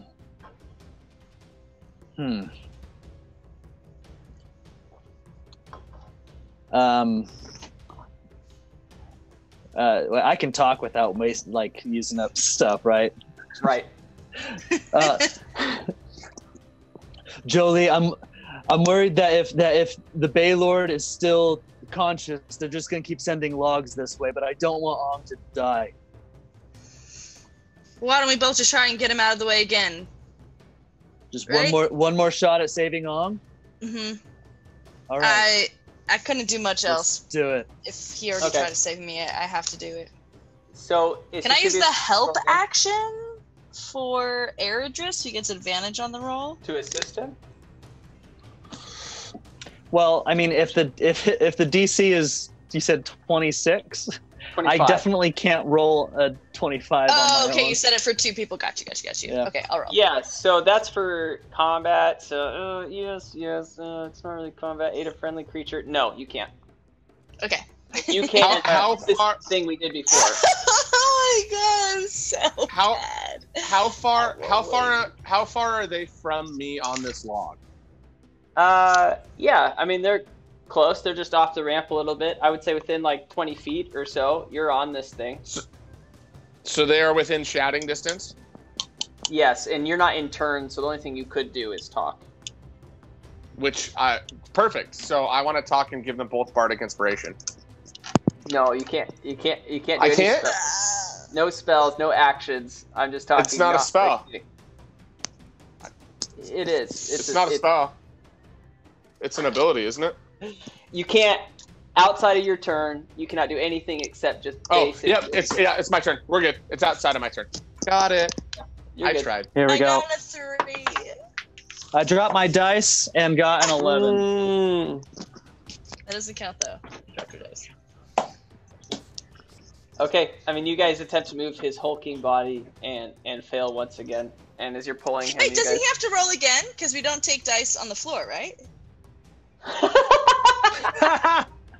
You told me that one time, I swear. I don't know. I mean, never mind. I'll shut up. Yeah. It's cocked. You already called it out. Yeah, you guys fail again. All right. Then I do the exact same thing I did before. And this time, just wasted many key points. I feel like you guys haven't used up stupid. all of your movement this time, and so I think you can like. Oh, I guess okay. Back up, like you that only makes moved sense. 10 feet each. Yeah. Cool. So you guys basically are like, fuck, we can't move his huge body, and you have no choice but to just like move away as this log comes through. Ong, it hits you once again, and you're down to 1 death saving. Do I not even get to roll for my death saving throw? We're doing yours next. Yeah. Your turn. We're getting to your turn. Wait, so when I cast Spare the Dying on him, he was stabilized, but then he rolled death saving throws again? Because it was his turn? He got hit by another log. He got hit by another log. Okay. Oh, so I'm going to roll a death saving throw on top of this, so I could be fucked now, right? Yes, I was kind of hoping they would save you. Yeah, but you got. Do you have the only one? Oh no, because she did save the dead, and then you got hit by the first log, right? Yeah. Well, if I roll under a 10 on my turn, I'm dead, essentially. That's fucked up. Ong, it is your turn. All right. It's plus my con, right? I don't know how death saving throws work. I've literally never. I think it's just a 20. I think it's just a 20. Let's see. I don't know. Because I rolled an 8, so we got to see. This makes a big difference. I don't feel like it. Maybe it has a modifier. I haven't done this in a long time. It's a saving throw, so blip, blip, blip, blip, blip, blip. Yep, no, I die. Whoa!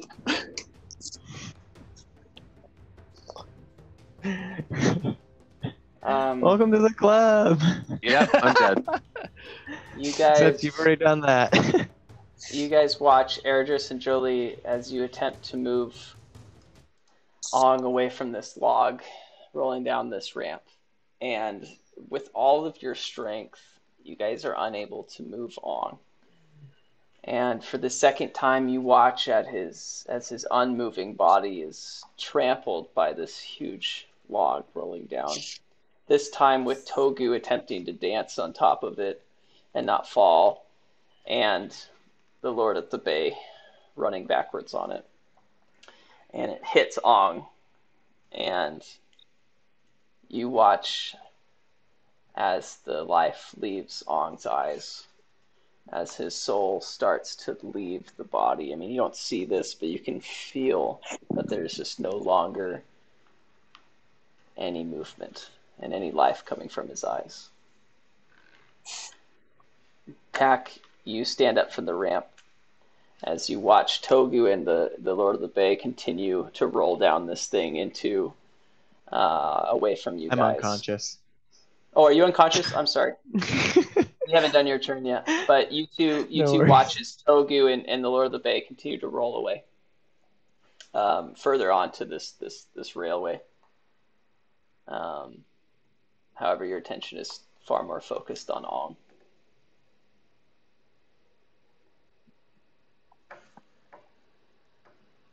Sorry, whose turn is it?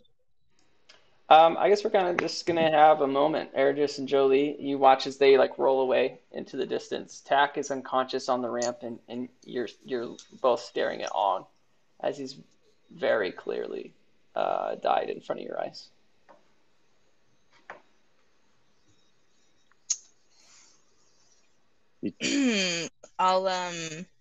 We tried.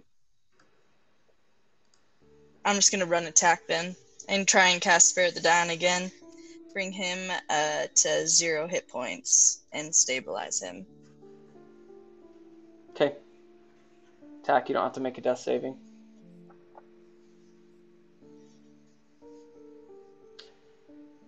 I just want to. Togu's not here. Togu is on the rolling log, off into wherever. Yeah. I just look up at Jolie and I'm like, Jolie, we can't let them get away with this. Absolutely not. With Tiyuya, no, that's not fair. We tried. We did try. Wait, Tiyuya? Well, I don't think she's coming back, to be honest. Well,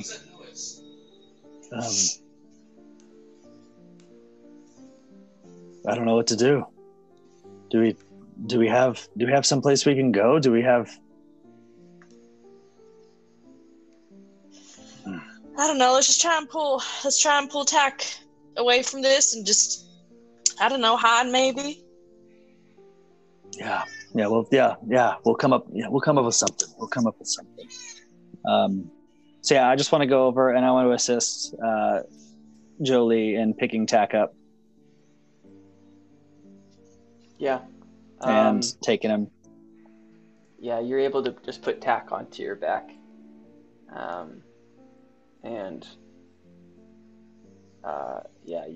You see Togu and the Bay Lord, and it seems like they're almost like fencing and fighting still on this moving log, moving pretty fast away from you guys. What direction is that moving, and where is it moving towards? It seems to be going north somewhere along the coastline, like north west.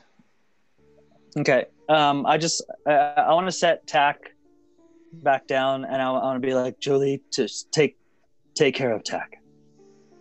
I will. And then I just want to take off in the direction of the thing. Okay. To assist in the fight. Well, I think as of next week, we are in for the most interesting fight and scenario that has ever happened in the world of Magma. And this is probably the most somber and interesting episode we've had in a while. And everyone watching, we thank you so much for checking it out. We love creating these stories and creating these scenarios for us to explore and also for you to enjoy. So we'll see what happens with the whole crew next week, Thursday, 6:45 MST, Mountain Standard Time. And we appreciate so much for your patronage. We will see you then. So thank you so much. Check us out on YouTube. Cheers. No, I've got a better one for right now. Oh wait, the 10-second hold.